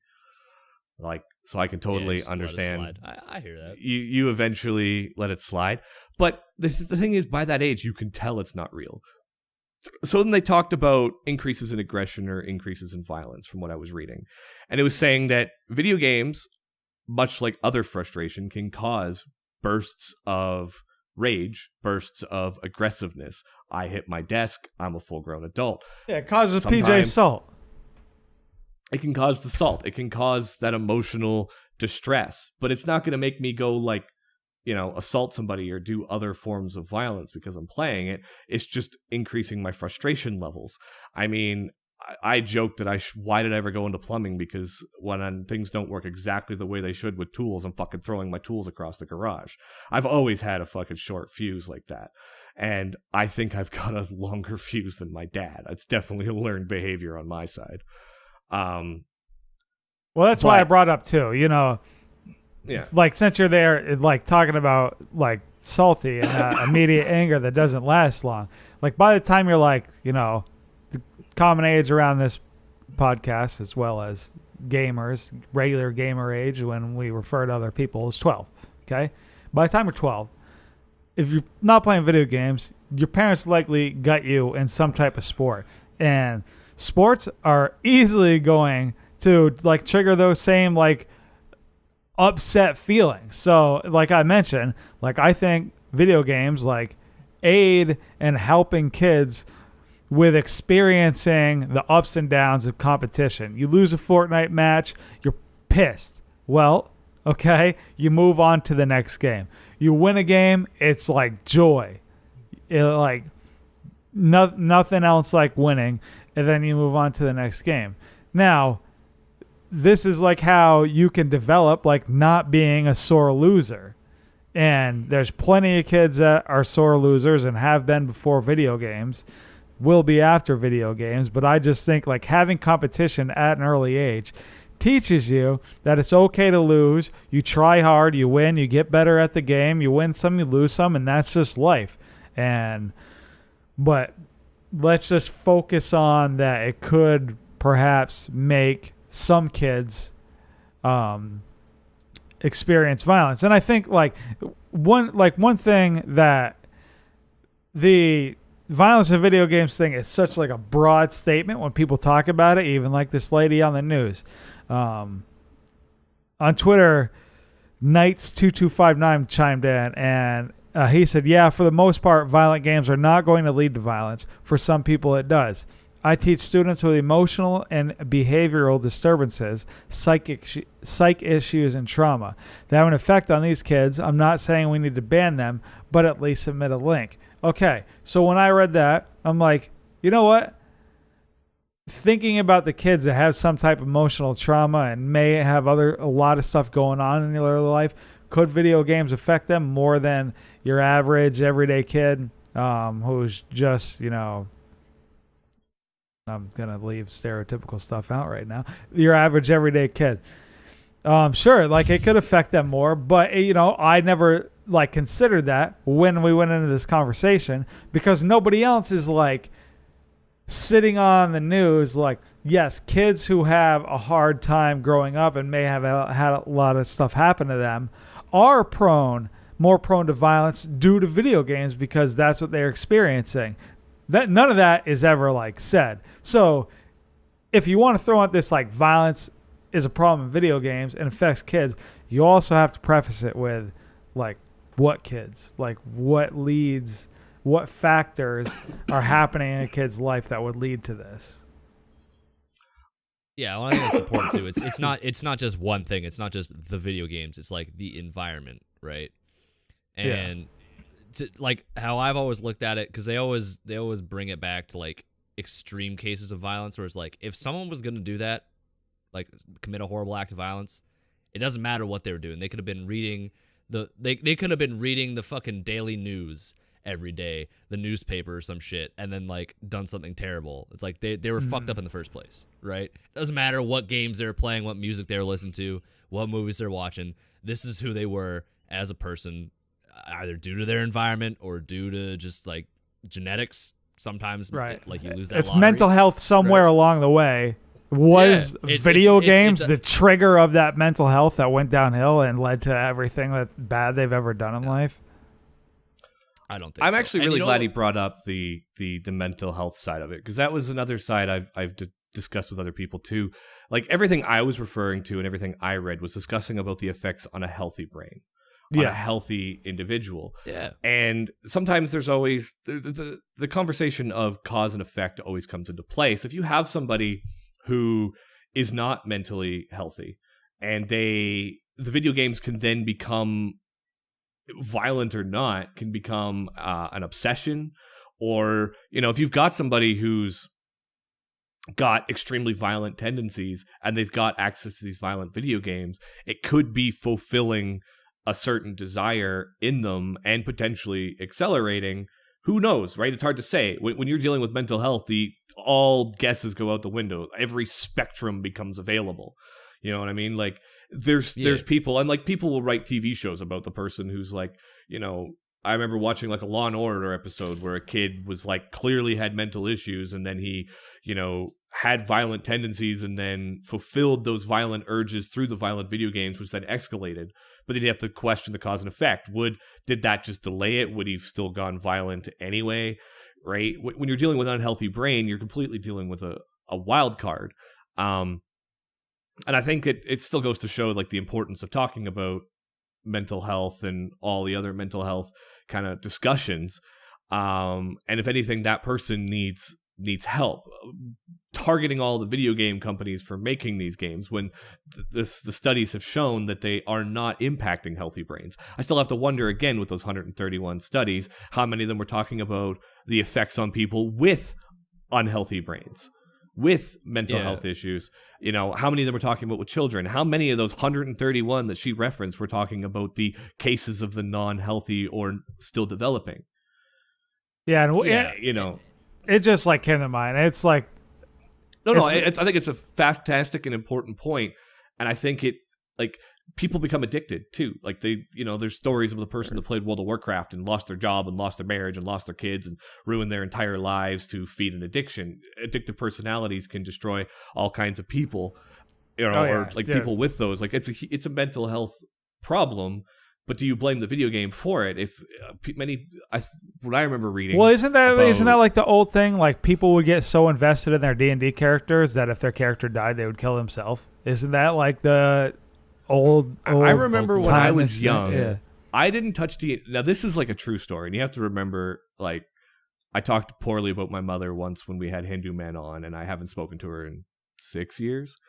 And I remember I try to tell mostly good stories from her, but there was one thing that always stuck out to me as weird, and this was a big thing that like happened in the 90s, was there was a person who premeditated murder. I can't remember if it was like a mass killing or like an individual killing, and they were playing D&D in a rather unhealthy way. And my mom described Dungeons and Dragons to me, which didn't make any sense to me because why would you call it Dungeons and Dragons, as a bunch of people getting together and like role-playing premeditated murder, was how my mom described D&D to me when I was like 12. I don't want to play with you guys anymore. Screw that. And I was like, shit. Wait a minute.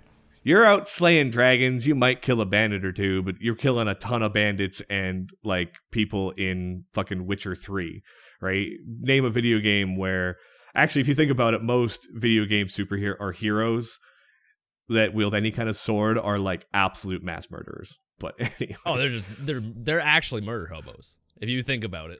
Like, oh fuck yeah, they're actual murder hobos. But like, that's its whole different point. Like I got thinking about that one day, and I was like, how many people has Geralt killed? Like, oh, so many. Oh my god, so many. Like it's actually like, anyway. I just don't know how they measure. Like, okay, it made X amount of kids aggressive or violent. Like what it? They're usually really specific studies. Okay, right? I need to look into that, because is it like this like lady who's on the news asking little Johnny how he's feeling right after he dies in the game? No, lady, fuck off. I just fucking died. Shut the fuck up. So from what I was reading on those studies, to kind of ask about your question, and this goes a long way with general psychology studies, right? You'll bring in like, so there's the two parts. There's the testing the short-term aggressive, and then there's like discussing the long-term. And so when they do long-term, they'll get like, 200 volunteers. And this discussion has been going on long enough that they can literally like see the progression of somebody from like 15 to 35, from 5 to 25. They'll get a range of people and see kind of how their lives have gone and measure, based on their video game consumption and they'll get these like base points. And sure, they're making assumptions based on like 200-300 people, but if you do this study hundreds of times across different scientists and countries, and then it generally kind of adds up. On the short term, like I've been part of a psychology tests. They'll bring in like 500 people, like one at a time. They'll get you to do something on a computer. One of the ones I did was actually testing frustration levels. And they will have, of course, people that they do not do the test on, like they come. So they came in. So like the test I did, which I wasn't playing a violent video game, but they were testing frustration levels. They gave me one of those quizzes where it was like, how many words can you spell from these jumble of letters? But then they actually chose a jumble of letters, and then they told you at the beginning of it that the average was like, the average person got like 8 or 9. And in this test that I did, I had to actually do it to like pass my psychology class I took in first year. So they told me the average was 8 or 9, but in this jumble of letters, there was actually only 4 solutions. And so there was no way, and they were hard to find. And apparently when I found all 4 of them, which they told me afterwards was like very few people actually all found 4. So they would tell you that the average person gets 8 or 9, and then you would only get like 1 or 2. And then they would then ask you questions about like various things and how would you react to this, and then they would try to judge like based on your frustration. And there was little questions like, how frustrated did you feel? And so you still have to ask people how they feel with various things, but they'll do things to like study their behavior too and ask them indirect questions that it's like, okay, well, if you choose this is more aggressive option, and if you do it across 300 people, 300 people were told that there was 9 people, and then like 200 people were given an option that had like 25 solutions, right? And then they would test like the averages. On average, how did these scores compare? Okay. And a lot of the times it's really specific, like when they're testing aggression, it's like they do like reaction time tests, just like general frustration, things like that. And it's like, of course you're going to test higher if you're just like getting your shit kicked in video games and things like that. And it's like if they're testing Fortnite, I would think that team-based games can be extremely more frustrating for everybody as well. It's not just, the little 12-year-old on your team, you're pissed at them, the little 12-year-old's pissed at you. That's just the nature of the type of game. That still doesn't mean that my frustration in the game is making me not do my homework. No, it would be the same if like you had fucking solitaire, like IRL solitaire. Someone's playing that and they were losing. It's like, how mad are you that your cards didn't line up? Like it's whatever. I mean, it's not just the frustration level too, right? They were testing like violence. So one of the tests I read about would bring people in and they would ask them to watch a half an hour of TV. And they would predetermine the TV. And some of them would put on really happy-go-lucky stuff, and some of them would put on like violent movie clips, right? Violence and aggression and to varying degrees, to like extreme gore to, and there's been so many tests, right? Like everybody will do something different. And then they would go ahead and test, and then they would again do the questionnaire to then compare the stats from the people that watched the happy-go-lucky versus the violent ones. And then they would bring them in a week later and just question them again and then compare those stats. And that's where they can kind of gather like, okay, immediately after watching the violent media, maybe they're a little on edge or maybe they're a little more aggressive. But then a week later, stats show that back to neutral, right? Everybody was back to normal. The people that watch the non-violent media versus the violent media, right? Like it doesn't have any kind of impact. Then they've done tests where people are more commonly exposed, or I mean, psychology's got a whole world of ways they go about it, and it's a peer-reviewed thing. And my big problem with that fucking article was 131. Well, what did those 131 say? One, how does that compare to how many other articles say it doesn't? And did you cherry pick the ones that have kind of side-related things? They're talking about people with mental illness. Cherry-picked. So in that 131, I bet you like 10 actually relate directly to what she's saying. Yeah, because she gave no sources in that. Oh, but she's like the person you argue with on Facebook that's like, well, these 16 articles say this. And it's like, you literally just trawled the fucking. Oh my god, internet vegans for are the people I articles. argue with the most on Yeah, Facebook. bud. So Me too, sloth- me too, dude. We have so much in common. You can eat a plant-based diet, that's fine. In modern society, that's fine. But if you You tell do. me that evolutionarily we were never meant to eat meat, stop listening to my podcast. Don't speak to me. Yo, dab Like- on them haters. But Do not tell me that we were never meant to eat meat. If we weren't meant to eat meat, we would probably throw it up. It would probably poison us. We wouldn't have all of these systems in our body to. I'm not. yeah, hold on. You hold should on. probably We're you should talking just about- be smart about the meat that you eat. But anyway, Yeah. There's all kinds of discussions, but saying we were never meant to is going to trigger Brian. Even just talking about her. no, I'm not gonna say you never meant to. I just think you should be smart about choosing. Oh, 100%. Yeah, yeah. There's all Processed kinds of foods. dietary discussions Hashtag I'm open bless. to, but So Sloth Turtle Well, it's said, also I evolution. highly recommend reading Grand Theft Childhood. Very interesting read on the topic of violence in them video games. So I'm gonna have to check that out, and I'll get back. I think I will check that out. I'll get back It is an with a interesting book topic. report. Yeah, we come back. Book club. It's SQA book club. Let's all read that. fucking SQA come book. back. Everybody check out Grand Theft Childhood, and if it sucks, we're shitting on Sloth Turtle. We're all out of dab on him. It's gonna be great. What also made me laugh too is because that article I think came up because Fortnite's coming to the Nintendo Switch, which is a very child marketed game console. I would argue. Like I know a lot of people our age are buying it for Smash and whatever, but what makes me laugh is from like the fucking Wii onward, Nintendo has put in like child gates on their consoles. So it's like you can literally parent through the console and just be like, oh yeah, Billy's playing too much Fortnite, giving him 2 hours a day. Yeah, but it's like But- like Fortnite to Switch. Okay. Well, I guess they got to get rid of Splatoon. No more Splatoon. Can't play Splatoon. Yeah, It's too can't play violent. Splatoon. It's too violent. No Can't play shooting Pokemon, paint dude. at other You're people and knocking killing people them. out. Of all the games to target, like of all the shooters Fortnite, to target, really? Fortnite.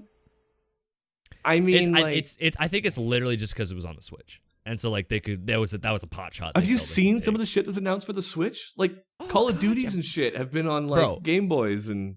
Bayonetta out here fucking titty dancing and shit, and they're like, Fortnite's bad for you. Like, Oh my are you god. sure? Are you sure? but it made me laugh that they were focusing on the Switch because it's like that console out of a lot of them, like Nintendo has put in systems where like it can parent for you Yeah. if you want to set it up that way. It's Yeah. like and that's why I don't like when they're shitting on video game companies. It's like they, through the ESRB and through the consoles themselves, like I feel like video game manufacturers, like through consoles or games, have done enough work to make sure that it's like you just have to be a responsible parent. Yeah, Nintendo has like a whole that's just what it parent comes down to. account that you can set up when you set up your child's Switch. You can literally see what they're playing and when they're playing it and Mhm. set restrictions and like you can go to your Yeah. computer and like shut down their fucking console with a password. So that's the whole You can thing. do that to, like, the that's the Game whole Boy. thing that people are saying. Like, okay, like monitor your kids, monitor what they're doing, and that's it's true personal with responsibility. everything Being- that they're being doing. a I'm a parent. huge gamer and my kids are going to hate me when I'm fucking age gating the games they play. I feel like I've played so many games and I'm not big on the big violent ones, right? Like I've never been. I'm often bigger on the JRPGs, the story driven, whatever, right? But they're going to hate me because I'm going to be like, well, you're only 12 years old and you're not playing this violent video game and you are not pulling the fucking wool over my eyes. Aiden. Like there's not a chance you're pulling the wool over my eyes. I don't care if that kid is allowed to play it. Their parents just weren't paying attention to the ESRB. I am Their way too parents- educated on video games and way Their too parents are opinionated on new keeping idiots. them away from youngins. That's Like, it. here's a Nintendo. Here's the games that are, meant for your age group and when you're older. Maybe I won't hold them to like, maybe a 15-year-old I'll let play like a 17A, but like a 12-year-old, fuck no. No fucking Yeah. way. I'm We're way too out educated on here it. not raising the next generation of kids that are gonna tell me that they fucked my mom online. All right, we're evolving. You can go to your as friend's gamers. house, have a sleepover, experience that, at their house once, come home and be back to fucking age restricted. You're probably going to be at school complaining that dad won't let you play the coolest new shit, and I'm still stuck playing like Splatoon where they're shooting paint. But, that's literally going to be the parent That's I am. life, dude. But that's And that's I'm- parenting. You know what I mean? Do you know where they probably release some violent video games? Announced Discord them? cut out. Where will they release the what? Do you know where they announced some violent video games? I know where they announced some violent video games. E3. E3. Segue. E6, boy. Yeah, I feel like they should just like instead of just saying E3, they should just like keep raising the number up. That'd be funny. Like This is Well, E16. it's not actually to do with the number. It's because it's the Electronic Entertainment Expo. yeah, I know. I see what you're saying, I though. know. I know the number's not there for that, Brian, but I'm just saying it'd be funny. Funny to Could do, ruin like it, Flint's E3.1 or some idea. shit like that. I'd love to see the intern stuck with finding more words that start with E to add to the end of it as it just like keeps growing and growing and growing. Got the thesaurus out. Fuck. I need another E word. Entomology. That's the one. There we go. So E3's over, finally. It was a really long event. Lots of cool conferences. Lots of games announced. Some are going to be shitty. Some are going to be great. I mean, like, we should just touch on some of the games lightly. Spoilers for the community challenge. We want to know your guys' opinion on E3. What games you were excited for, what games you weren't. And we don't want to go too in depth this I week. think we could talk about the event as a whole right now, but then I think we The could talk event as a about whole, I what think, we're is excited important. for and what we're not excited for next week. Yeah, but we could talk exactly. about the quality of presentations and how good you thought it was this year and Yeah. various. But The- I think the we'll go event into more. itself. We'll split the discussion. If I was really thinking ahead last week, I'd have made that last week's community challenge because it would have been perfect timing. But I'm gonna blame that chest cold I blamed earlier, Fuck yeah. Go for it. So, yeah. So even though I community wasn't sick challenges till later. this coming week, y'all tell us about your favorite video games from E3, things you're excited for, things you're not excited for, and we'll go way more in depth next episode. But this episode, just talking about the presentation as a whole, things we thought we were dumb, like what our takeaway was. So why don't we start with I don't know, Bryce, you been watching E3 at all? No, old boy Shit, drove the it- dirt bike in. I'm like, oh shit. That was that Ubisoft? That was Ubisoft for sure. Yeah. I thought that was for Trials. That game doesn't look too good, but yeah, Trials. Yeah, I never played any of the Yeah, Trials Tri- ones, but Trials maybe is it's sick fun. as It didn't fuck. look that. Is it? It is fun as fuck, yeah. The presentation, the dude playing the. I'm being culturally insensitive. I don't know if it's called the flute, but the flute dude who there? played the little flute thing for go. The dude, I'm like, can you blow in a thing and make it make noise? Like, you just like not even making it make flute noises half the time. But like, let's get an actual Japanese guy up there instead of this white guy. Dude, do you want to know the lore on that? Do you Let's wanna know hear the it. lore on that? I want to hear the lore. That's on it. actually how you play that instrument, and that dude is a certified grandmaster of that instrument. Well, I didn't know you could well, fucking. I guess I'm an Didn't idiot. even know that you could get certification to be a grandmaster at an instrument, but you can. And that guy. You is got the one. receipts on this guy. You got the receipts. Got the receipts. Well, I got the receipts because I was browsing Twitter, and like people were getting mad, and they're like, "Why didn't they get just like this random dude to play? They could have just got a real Japanese guy." And then like some dude from Japan came in, and he's like, "I'm Japanese, and this guy is like a fucking national grandmaster," and he just dunked on everyone.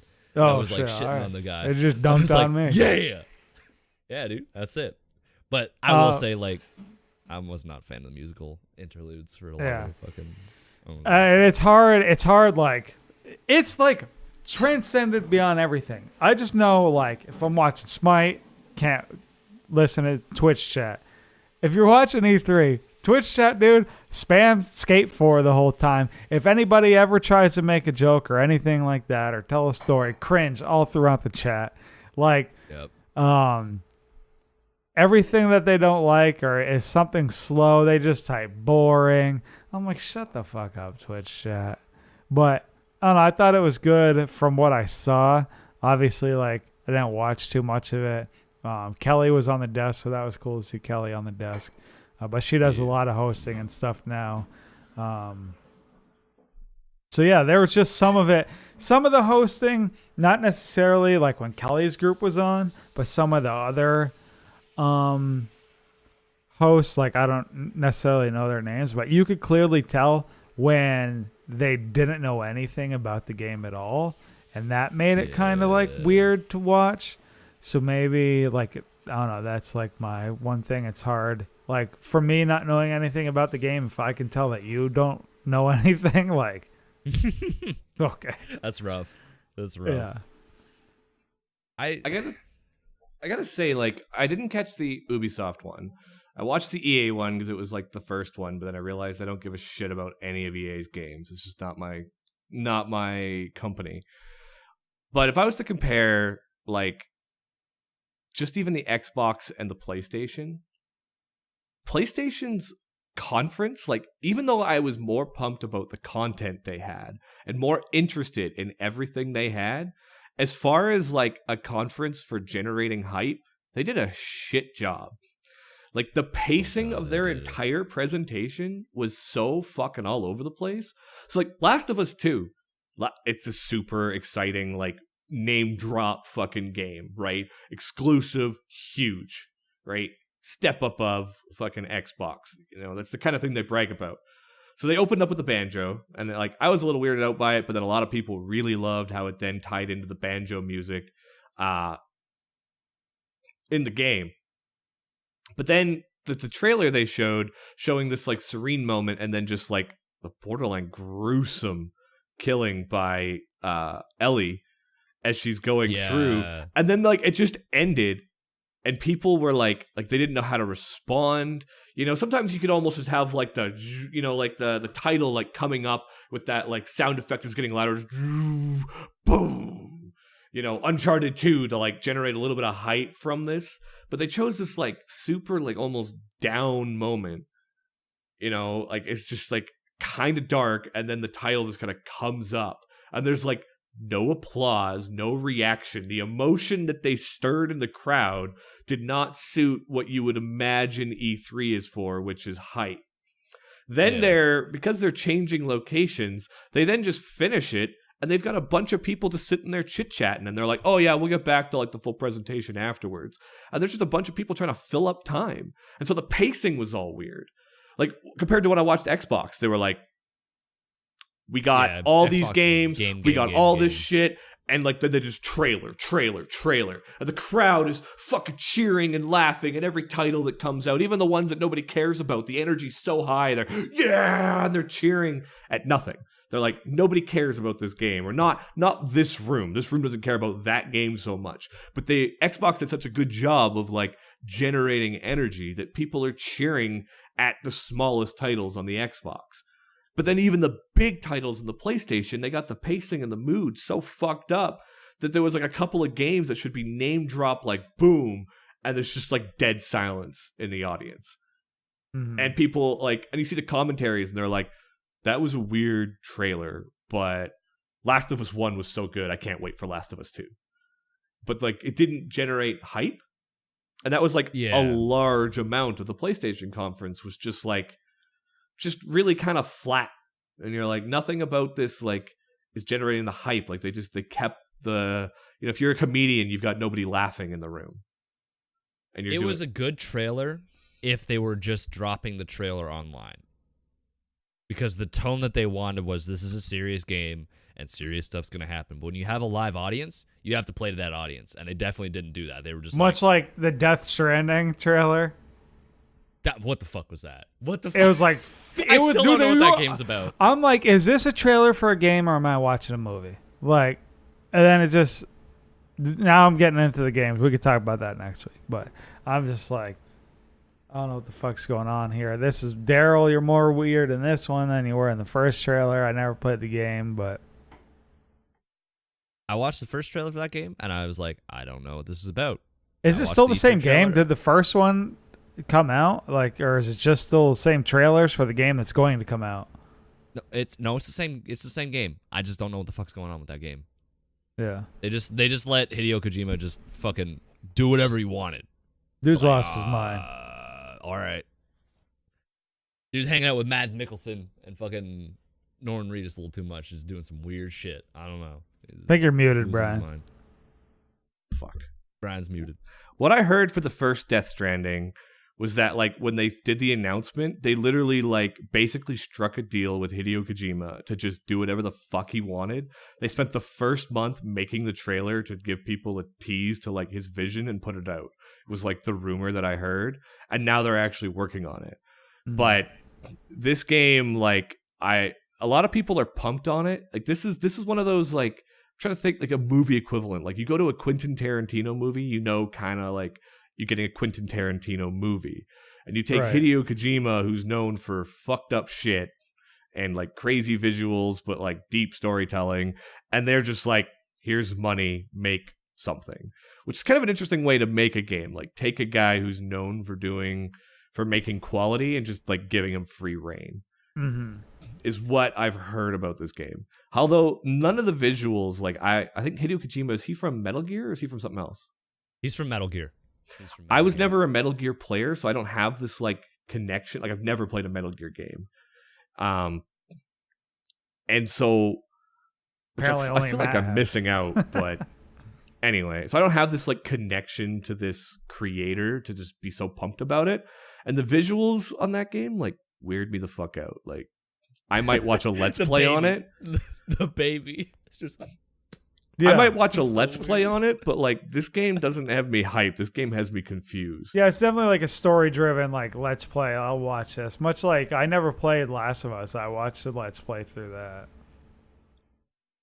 you cut out again, I think.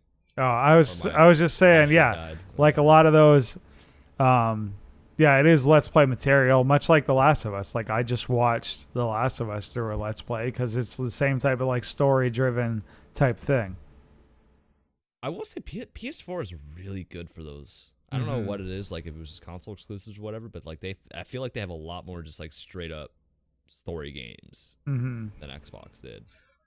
I was watching something that said that was like their strategy. They called themselves the console for gamers, and they realized that not every gamer was going to be the multiplayer. And Xbox went the route of like, we could also be your DVD player and your home. Like it's a benefit for your whole home. And PlayStation went down the road of like, we are here for gamers. And then they just went and made these huge single player blockbusters and showed that those can still make money. I mean, I guess Xbox tried to come back with releasing the Scorpio stuff, but I don't think they did. Like, honestly, after God of War, I don't think Xbox can compete. Like, having cutscenes just integrated into the gameplay, like God of War did. I don't know if you guys saw that at all, but like, I was so It's impressed. a game that like I'm waiting for my life to calm down, right? Because I'm gone. Yeah, you after sit down Monday, and play that game. I'm gone for like 3 weeks. I can maybe squeeze a recording in, but like I'm gone, and then I got to move. Right, so then I got to pack up and move in 3 weeks, and then of course then I got to unpack, and then it's my fucking birthday. Then I got to go back to fucking site for a week, and so like maybe September my life will calm down, and then like Spider-Man comes out, and so I'm like Spider-Man or God of War, and I'm waiting for like a moment where my life kind of calms down to pick up God of War, because I don't think it's the kind of game I want to play and then be like pick it back up again 3 weeks later. No, you wanna wait till you got the fucking setup and then sit down and play it. And so I don't know, Bryce is shaking his head there. So basically what they did is like, unlike, you know how when you're playing a game normally and you get to a cutscene point and you can very clearly tell there's a snap to the cutscene? Mm-hmm. Instead of doing that, the cutscene is integrated into the gameplay. So like there's no like graphical difference or like jump and like with like the black bars, so you know it's a cutscene. There's no like from like 60 frames to 24 frames. The cutscene just happens while you're walking. You have to watch some gameplay of it. Like I will watch a Let's Play because you don't have a PS4, I'm assuming. right.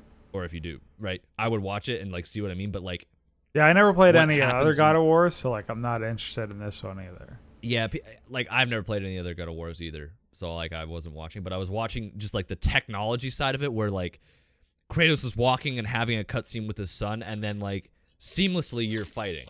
There's no like pause for a loading screen. There's none of that. You're So just it's like a lot of talking. oh shit, I'm fighting. Oh, Yeah, cutscene's over. exactly. There's no like, oh, sit back. It's a cutscene and then a loading screen and then you start fighting. It's like you're just walking and they're having a cutscene and there's like cinematic moments and then it snaps to gameplay immediately. And like the fact that they can do that, it was spectacular. And so I think after that, there's not a whole lot Xbox can do to bounce back from that kind of shit. Like that was like premium storytelling. You're in the game, you're immersed. Right. There's no like jarring, oh, now you're in a cutscene, stop Right. playing. It's a smooth experience, which is really cool. I've heard a lot of people saying that like a lot of Xbox's moves are preparing for the next console. Like a lot of people are expecting E3 2020 or possibly 2019 to be console reveals. There'll be, I think 2019 will be a lot of is there, and there'll be a lot of like news articles like predicting the next console being announced. But I think by 2020, it's like 100%. You're going to be getting console reveals. Yeah. Well, you look at the life cycle of consoles, and we're nearing the end of the Xbox One, right? Actually, it was something that somebody mentioned, actually, like it totally rings true, that the best time for a console is in its like last 2 years. Because you'll get like the PlayStation 4, and then you'll get a game like God of War in development for like 5 years. And then it's just like, boom. The PlayStation 4 is basically done, but the game's finally done. Yeah. Time to drop all these huge titles right at the end. When a console releases, it's always the hardest time because a lot of programmers don't know what to do with the technology. Like, it's like you get a Ferrari, but you don't know how to drive it. So then, like, you're right, the last couple of years are sick because, like, you have something like God of War where they're like, hey, we figured out how to do cutscenes without actually having cutscenes in the game. And, like, still have, like, crazy 1080p, 4K, whatever the fuck they're doing, cinematic gameplay. Which I guarantee you they wouldn't have been able to do when the PS4 was launched, right? So, like, shit like that makes it cool. I'm wondering if I need to buy a PS4, what is it, Pro, before playing God of War, or will it play fine on the classic PS4? I think it plays fine on both, okay, if I remember right. We're going on a tangent. We're going on a tangent. We are. Anyway, E3. Well, I don't know if you guys saw Bethesda's. I found that mad awkward. I found Todd Howard kind of like he was cool dude, but like I found that whole shit kind of awkward. I don't know if you guys. And then they announced the next Elder Scrolls on Twitter. Like, yeah, they just didn't want to take the time to fucking talk about that for 13 seconds. I don't know. It was weird. They spent a lot of time on Fallout 76, and then they had a musical interlude. I don't know why that's a thing now. Why do you need a band or like a dude on a flute to fucking announce a game? Well, they had the whole, really not weird. Bethesda, I guess. I don't know who makes it. They had a whole marching band and shit for Just Dance. Yeah, Did but you see that? they had a contest for Just Dance too as well. I think they had like their esports event. I didn't even know Just Dance had a fucking esports scene, but that's what apparently was going on. So they were doing that shit, which is weird. I know, but Bethesda did it, Sony did it, fucking Ubisoft did it for Just Dance. To be fair, my local arcade held 2 DDR tournaments, and I came in second and first. Like, for some reason, Just Dance and DDR are just like two different things for me. I don't know why, like mentally, but I'm like DDR, I totally understand. People went hard in the paint. I've seen dudes go hard in the paint in the arcade. I went hard in the paint. They still go yeah, hard in the paint. They still go. They're still dancing to this day. But like Just Dance to me is just like, because it's all like Connect shit. I'm just like, what the fuck is going on? I don't get it. But more power to you if you're into that shit. I just like, there was a lot of weird pauses in Bethesda's thing where they were like, it's like they didn't know how to play the crowd, where they were just like, every single time they made a joke, they paused like there was going to be like a laugh track, and people were like on their phones and shit. It's like they'd say a joke and then it would just be like, they're just waiting for the laughter and applause, and it just wouldn't come, and it was like, this is just awkward as fuck. Yeah. And like I don't know. A lot of developers, I think, fell into that trap this year. EA was mad awkward too. Like, they had like an outdoor pavilion, and they kept like talking about, oh, we got like this executive lounge that everyone can go to. It's not really an executive lounge, and like they cut to it, and it was supposed to be like a hype thing, like everyone like full of gamers hanging out in the lounge, the EA lounge, and it was empty. Ooh. What are you gonna do? But I don't know, man. If I'm EA, like E3, not a big deal for me, because what games did they even have to announce? Like fucking FIFA 97 and Battlefield. Like, was that they were able to show more Anthem, and then their big announcements was no more loot boxes. Anthem. That's dumb too. That required like a fucking thing. Like, I'm glad that it's now, like, maybe dying. Probably not, but, like, maybe dying for AAA titles, like fucking Battlefield and, like, EA games in general. But or the won't fact be crammed that into everything, even if it doesn't fit. Yeah, exactly. I'm glad that that's a thing, but I'm still mad that they had to say, and by the way, there's no loot boxes, because they knew everyone would, like, freak the fuck out. Like, that's dumb to me. Like, that shit's brilliant. Bring something that everybody hates so that you're the savior when you remove it. Yeah, exactly. Like, to me, that was dumb. I think the last one, Sony was awkward, but they had a lot of good content. Square Enix killed it, in my opinion, with all the shit that they had. See, I heard mixed reviews on Square Enix. I heard some people loved it, some people hated it. I think some people said, what was it, like their big games were particularly Kingdom Hearts 3. Which was weird that they also showed Kingdom Hearts on the Xbox One. But they actually showed 3 different trailers for Xbox, Square Enix, and PlayStation, which gave tidbits for each. Believe me, I watched all of them 3 times. Yo, you excited for that Frozen level? You fucking get in there with Anna and what's the other one? The one. I'm just excited for everything Elsa? about the Elsa. gameplay, dude. Elsa. Yeah, thank you, dude.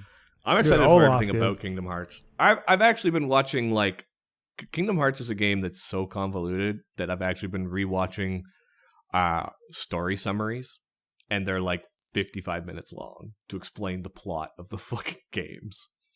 Oh, and if you get into because it's not just Kingdom Hearts 1, Kingdom Hearts 2, because I know Bryce hasn't played it, but there's like 1.5, which I think is just a remaster, 2.5, which is also a remaster, and then like I remember there was like Dream Drop Distance on the fucking Nintendo DS. They have like all these offshoot games that are somehow all still canon. It's wild. I don't know I've the story. played all but 2. I don't know the story. I did not play 358 over 2 days. I did not play that one, but that one didn't have a huge amount of like final story stuff. And I did not play Recoded because it originally came out on the phone and then only came out in the remastered editions. But I played Birth by Sleep on the PSP. I had to borrow my sister's PSP to do it. I played Dream Drop Distance on my Game Boy, and I played 5 or 6 of the 8 Kingdom Hearts games. I don't know the plot. Like, I've played 1 and 2 and Dream Drop Distance, and I'm like, I don't know what the fucking plot is. I'm just here smashing shit with the Actually, the best, Kingdom Hearts 2 is the best, but actually, surprisingly, the second best one is Birth by Sleep for the PSP, which I think is on the remastered Kingdom Hearts 2.8. But I'll check it out. the second best one is actually Birth by Sleep, in my opinion. It's really cool. I'll check it out for sure. Yeah, Square Enix I think fell into that trap again of not being able to play the crowd, so it was like weird presentation, but their content was sick. So like I just forgave it. I was like, you got cool stuff to show. You got Resident Evil 2. You got motherfucking Kingdom Hearts 3. I'm down. And then there was Nintendo. That was fucking sick. That was a sick. Like, they didn't announce a whole lot. They I think maybe one of the weakest in terms of content. But then they announced Smash 5 and it was all forgiven. Everything was forgiven. You did fine. I didn't watch it, and surprisingly, I'm not as hyped for Smash 5 as I should be. Looking at my budget for games, I'm like, where am I going to fit a Switch? But maybe let's put it on the credit card. But there you go. That's where it fits. I read very clearly that the quality of Nintendo's presentation was entirely based on how hype you were for Smash 5. Yes. 100% it was. If you didn't give a fuck about Smash 5, Nintendo's thing was a waste of time for you. Because well, maybe not. Maybe not. Because they the Pokemon announcement was weak. I'm not a fan of the Pokemon game, honestly. It's like Pokemon Go. It looks weird. But I don't get it. It's Pokemon Go, but you're sitting down all the time. So you're not actually going out and I don't get it. Yeah. I don't like it, but whatever. They announced a new Fire Emblem. So if you're a big Fire Emblem fan, probably good for you because it looks like a full new game. I actually really enjoy Fire Emblem, but I'm not a mega fan. It's a game that I just I'll sit down and enjoy, but I don't get Soul Calibur hype for. Same. I'm I really like the games, but some people are they're still playing the original ones and freaking out about them. I'm like, man, you guys are in it. I respect it. Super Mario Party, which everyone was kind of like, yeah, okay. Mario Party's a game. We like it.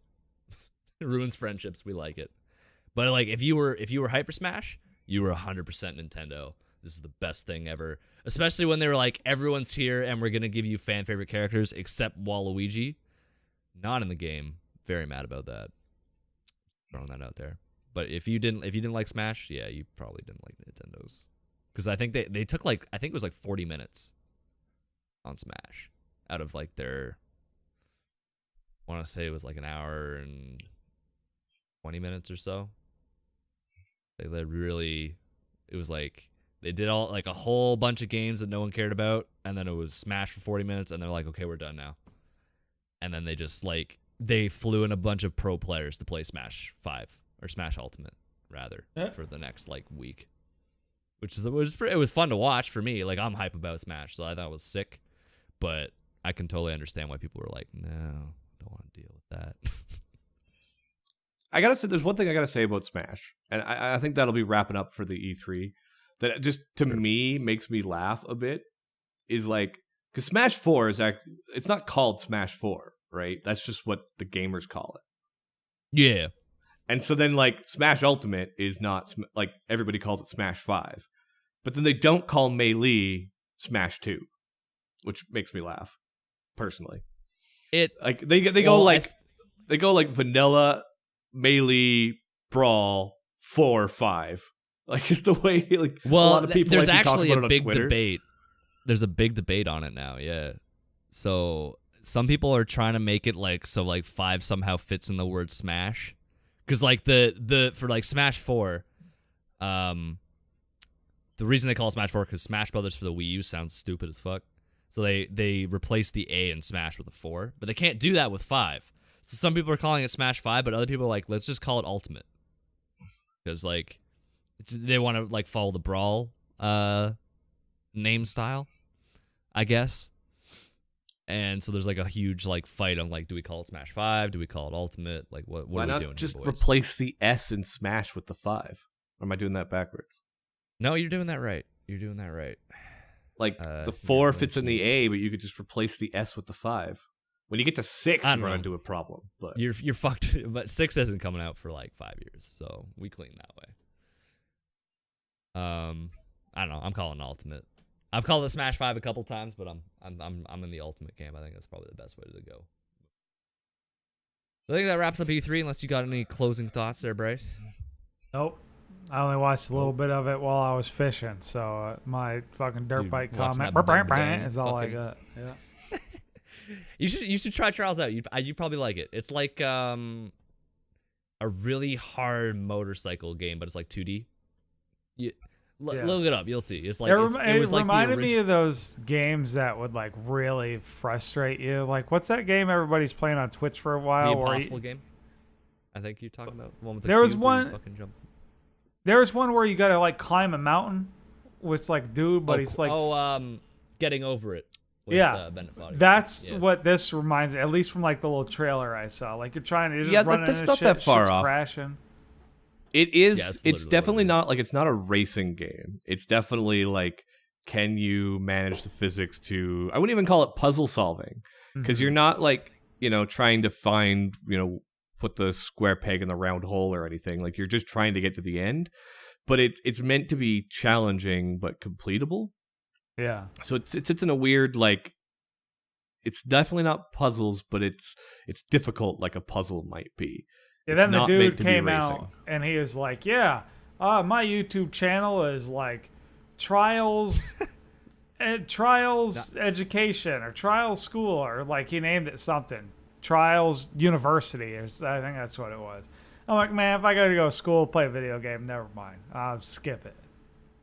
It's one of those games. It's like the Impossible game where you just have to play the level like 95 times, Yeah, and then you get it right. The controller. If you're down for that, the controller's gone. Hey, Yeah. That's you. So you weren't an Impossible game player back in the day then.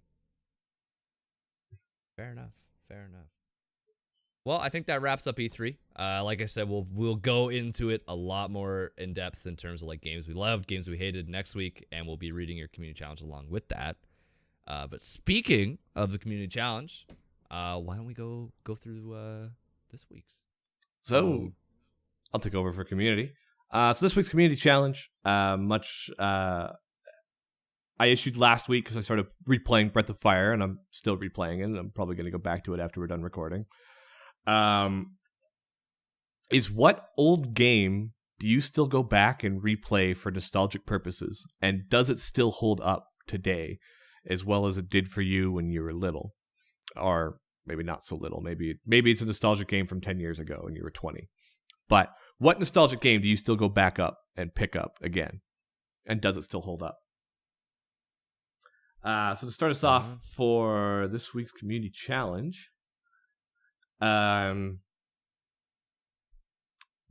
probably you fella says smite and then scratches it. XD. XD.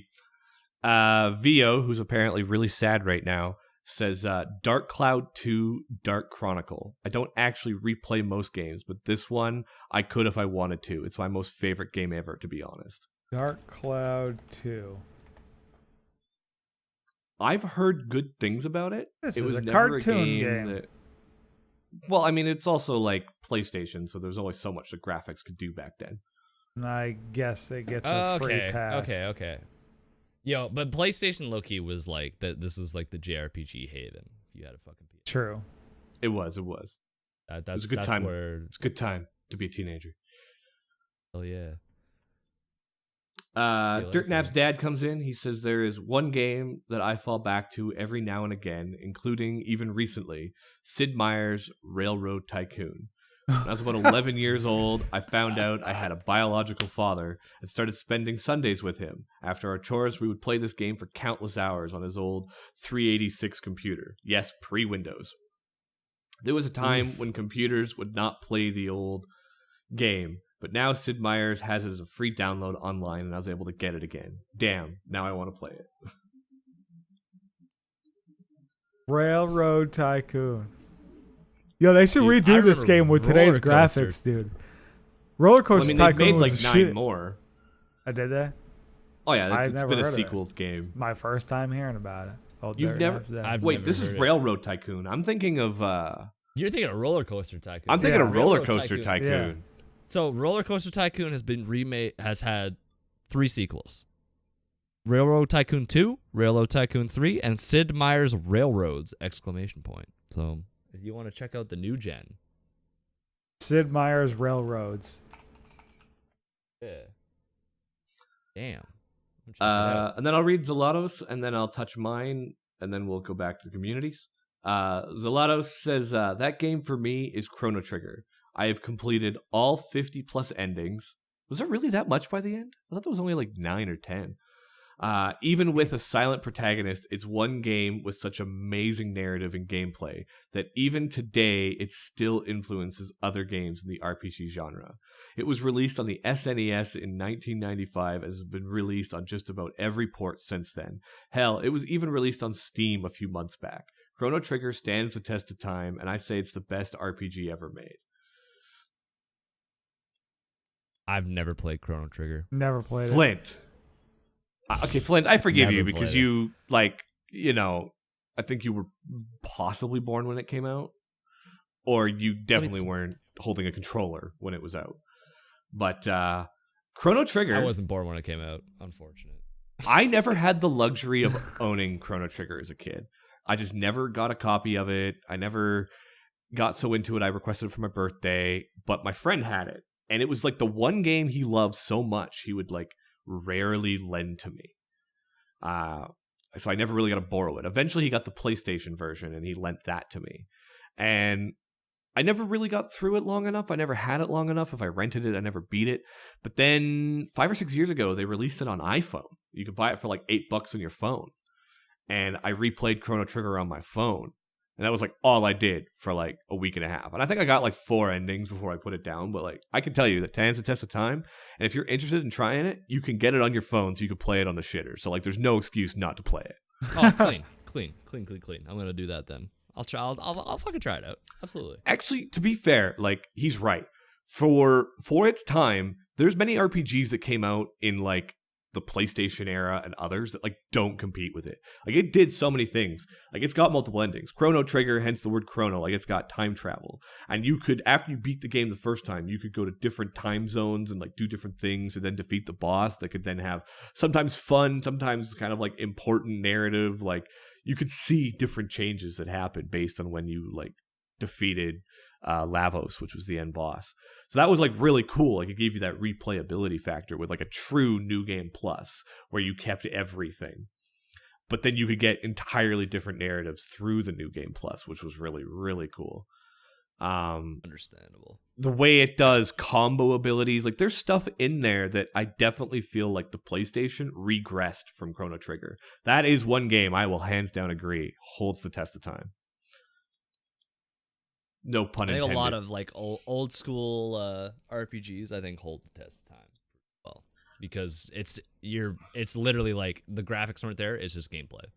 And gameplay I think is the main thing people look at when they stand the test of time. My opinion.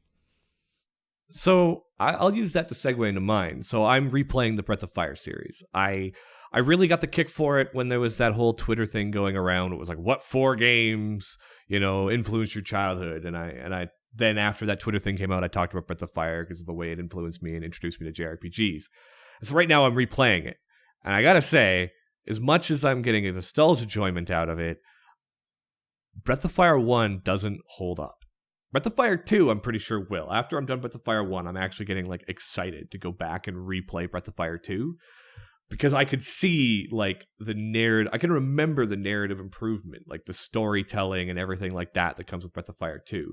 Breath of Fire 1, a lot of the chit chat is just like you get to person and he's like, we're in trouble, but if you were able to go here and get this, that would solve it. And it's literally like 2 text lines and it's done.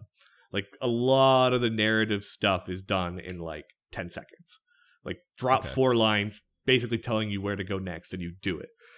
Graphically, actually, I think for the Super Nintendo in combat, it holds up pretty good. Its balance, you could tell, was pretty amateur, where some bosses you just like shit kick and some bosses you like don't. And just the way some of the stuff works, like you could find a secret weapon. Like, welcome, man, they don't do that shit anymore. Where you find a weapon, like I found a weapon in armor that I remember finding back in the day that now my character takes 1 damage. Like the main character, Ryu, takes 1 damage from everything for the next, like, however long. Because it's just so overpowered.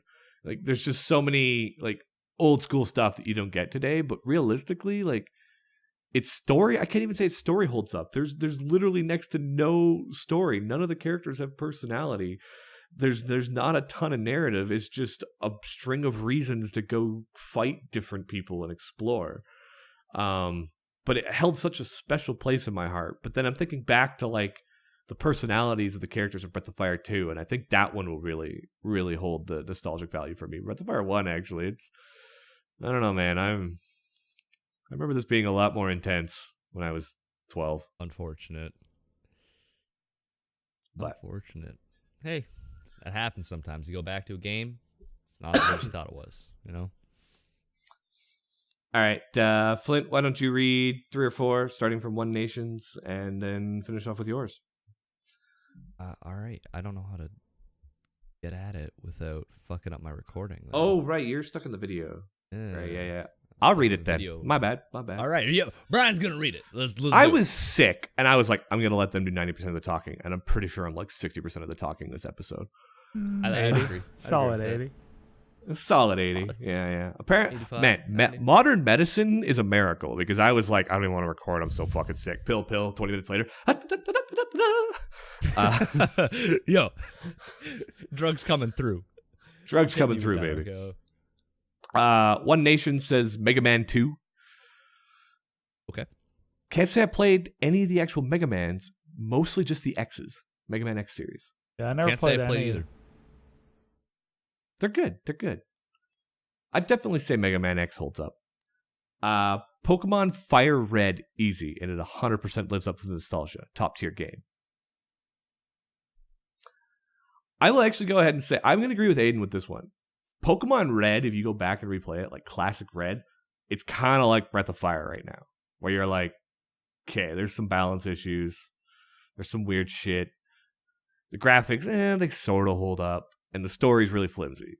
Fire Red actually did do a really good job of like revamping a classic. Okay. I love Fire Red. I know, like, I got that back in the day when they gave you the wireless link adapter for your Game Boy Advance. Remember that? That was the. I don't real think it came DLC. with. Oh, Fire Red came No, with it came with. the It came wireless. with it.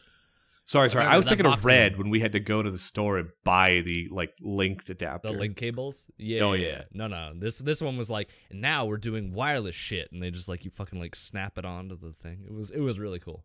I remember that. That game was fun as fuck, especially for people like I remember Pokemon Red, but a lot of like my younger like cousins and stuff never experienced like this game is amazing. Like yeah, this game is Pokemon Red. Just looks better. Oh yeah, that shit blew my mind. And I'd played like every Pokemon game up to that point twice. Yeah. No, it was really well done.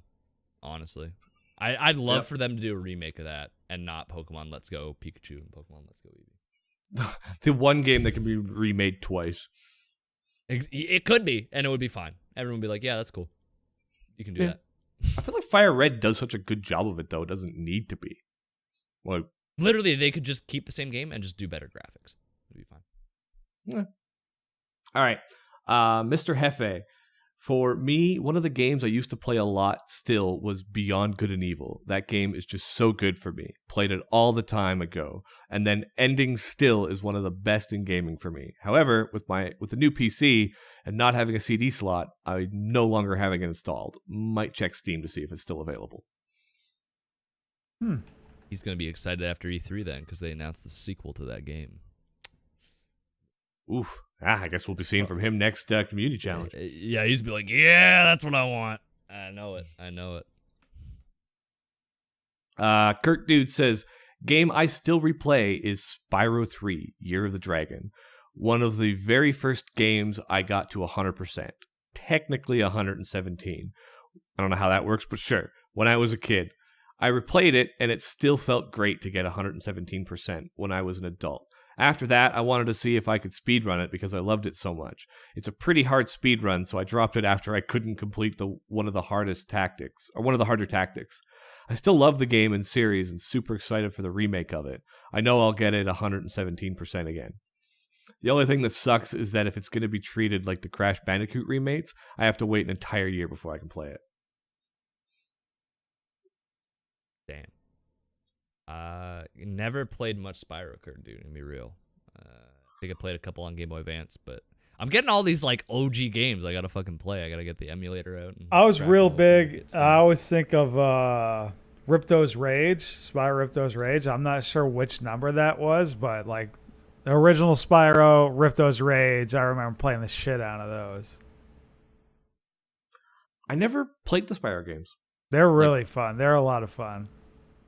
I think I had a neighbor that had it, but when I was a kid, like you could only get one or two games, and like I'd get Mega Man and then borrow my friends' JRPGs, right? Like I'd get like 3 games for my Super Nintendo a year or my PlayStation. Mm-hmm.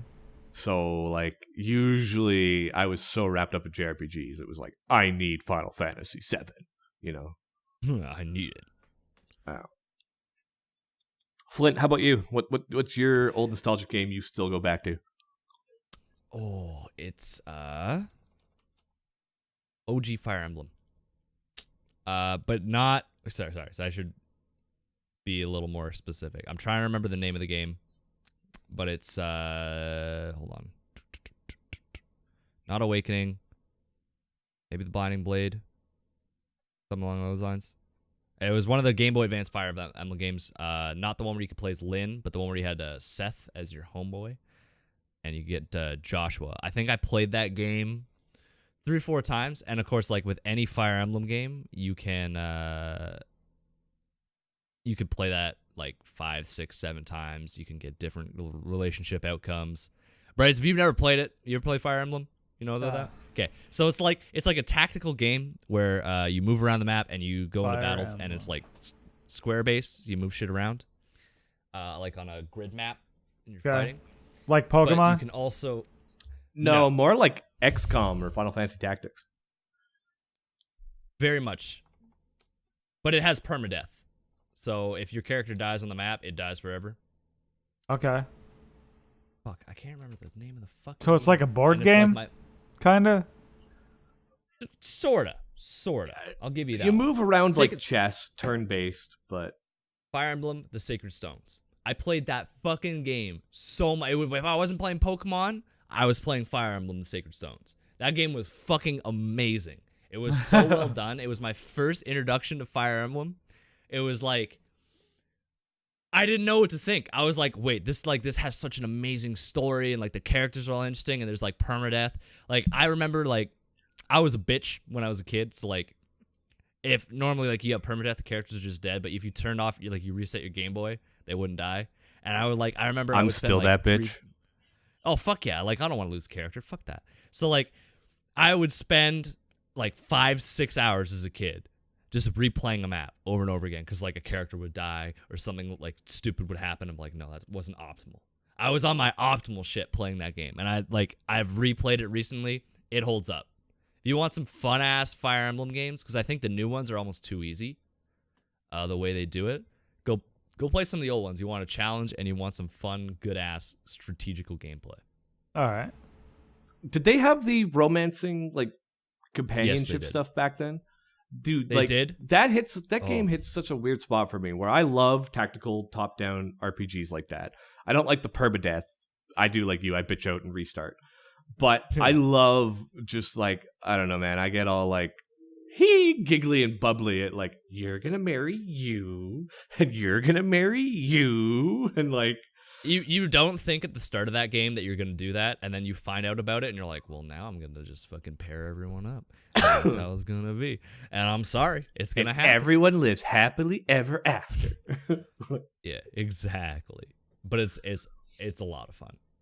Fire Emblem games have a special place in my library, so definitely recommend. That's it. All right. We'll jump to Fetter to a Corpse. He says, the lady and I play Mario Party 2 for N64 once a week on game night. Never gets old. That's awesome. That's actually pretty awesome. I love that.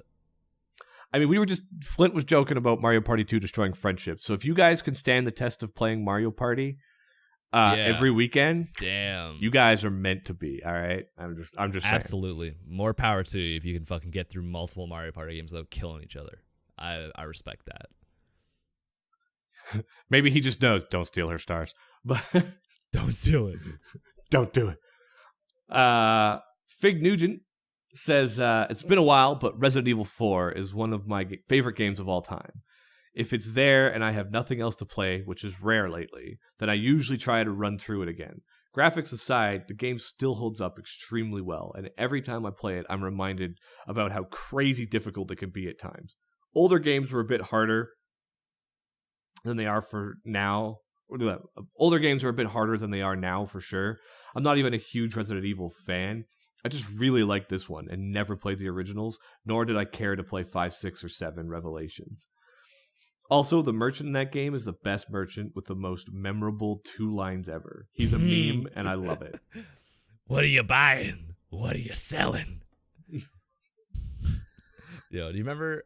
Fuck, I can't remember the name of the YouTube channel, but they are something 64, and they used to like reenact video game characters, and they did the fucking Resident Evil merchant, and they got arrested. The guy got arrested because he was walking up to people with like a fucking trench coat, and he was like, "What are you buying?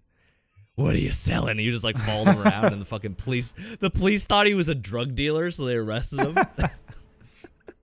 I can't remember the name. It was something 64. If you guys could fucking link me that YouTube channel at some point when this episode comes out. Is that Mega 64? Yes, it was Mega 64. That's it. You remember that when they fucking did IRL I never saw the Frogger video. I just know who they are. Yeah, Mega 64. They did the Resident Evil merchant. Check it out. It was really funny. The guy got arrested, and it was great. It was such a funny fucking thing. I gotta say, actually, Resident Evil 7 is a game that intrigues me and terrifies me. Like old Resident Evil games, like they're action horror, and then like I saw clips of like Resident Evil 7, and I decided one day I'm gonna watch a Let's Play. It literally, they hadn't even had like a single jump scare yet, and it scared me so bad I like stopped watching. And I got a friend of mine who's like super obsessed with VR, and I keep meaning like next time I go out to lunch with him to tell him to like try Resident Evil 7 VR. Because that looks like the scariest shit I could possibly imagine. I was watching Maximilian Dude talk about it, and he says that he has never experienced fight or flight reaction, like true fight or flight reaction, like he did through Resident Evil 7 VR. Yeah, it's not for me. I'm gonna be real. It's not for me either. I was like, I'm gonna watch the Let's Play, and like it did so good at building the suspense. I chickened out before anything actually terrifying happened. It's an aside, but I just thought I'd admit that wimpiness there. Then we'll finish off with Matt and Moose, and we'll pass to Bryce, and that'll be the end of the episode, I think. So Matt and Moose says, when I go back, I play the PC DOS game Lemmings. That game was amazing for the time. Lemmings, huh? Let me Google that. Now I gotta Google that shit. Now we gotta hit Lemmings. Google. Now, well, No, like, not fuck, now I have to actual play that. lemming. Lemming. The game. fucking box art for this game, for like old games, is amazing. I love it. I love like when we saw Pickaxe Pete, I was like, this is the greatest shit. Lemmings, what the fuck is going on in this picture, dude? Oh my god. I guess you digging shit like that. It's gotta be fuck. Were old games just all about digging? I don't know. I guess so. Yeah, Wow, there's that's a wild. one with him with a pickaxe. Oh shit! Pickaxe Pete crossover. This is the Oh, most shit. ambitious crossover. In Get him video in game the history. arena instead of Pikachu. We need Lemming versus Pickaxe Pete. That would have been a matchup. That would have been a matchup for sure. Hell yeah, dude! I love it. Can't say Alright, I Bryce, heard what of do it, you- but it looks interesting. Yeah, for sure. I might try. So All right, I've Bryce, what talked. about you? I've talked on the podcast before about SOCOM 2, so I'm not going to mention that. I always think about Siphon Filter 2, but I've never actually gone back and played it. Hopefully, it would live up to the hype that's in my head. But so I was like mainly growing up console gamer, but the first like computer I ever had was this old Gateway, came Windows 98 on it, and Gateways at the time came with like either my dad bought it or I think it came with it. Anyway, came with like this pack. It had like educational like CDs and stuff in it, but also had like this LucasArts game pack. I still remember like Sam and Max Hit the Road was one of the games in it. Sam and Max was like comic book, and now they've came out with other games too. You can check out the games on Steam. It was like this rabbit and this dog. They cuss, they're cops, but one of the games on it was Maniac Mansion: Day of the Tentacle. That sounds like some hentai shit. Yeah, this tentacle tries to take over the world, and you gotta stop him from taking over the world. Stop it. Okay. So it was like one of the first games back in the day that had like it was music, fully voice acted all the way out through it. But it was like, I'm pretty sure it was like a DOS based game. So I would always I played it when I was little, couldn't beat it because it's like you try to figure stuff out. It's a strategy game, I guess you could classify it as that. Yeah, so I would always, as shit got newer, I'd try to download old DOS emulators to play it. But a couple of years ago, they came out with a remastered version of it on Steam. So I was like, fuck yes, yeah. I'm getting it. I got it on Steam. I'm playing it on Steam. People are like, what the fuck are you playing, dude? Day of the Tentacle? You're playing tentacles and shit? I'm like, don't worry about it. I'm just going to pretend I'm offline so you can't see what I'm playing anymore. But the cool thing about the way they remastered it is they have the updated graphics and soundtrack and everything for how they remastered it. And you can click a button and play it with the old soundtrack and the old graphics at the same time, within the same interface. So it's like, Nice. oh, I used to think this was awesome. I'm going to go back to what it is now. so it's pretty fun. And now that I'm older, I still got stuck in pretty much the same spot as I did when I was a little kid. I ended up beating the game now, though. But I still got pissed. I'll check that. I'll check out some fucking Day of the Tentacle. That sounds Yeah, like dude. fun. Monkey Island 2, LeTruck's Revenge was on it. That's a good Yeah. game. There was this old school Indiana Jones game too that was in there that I never really played, but Nice. yeah, back, I don't know. That was my shit. Right. Well, that's the community challenge, boys. You know what that means? We're at the end of the episode.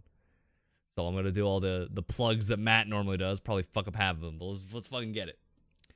So, you want to maybe check us out? Of course, we're always on SoundCloud. We're on motherfucking your grandmother's 8-track, iTunes, Google Play, Podbean, any other podcasting app that you could possibly think of. If there's one that you can't find us on, let us know. We'll try and get it on there. You could follow us on Twitter at SideQuestArcade.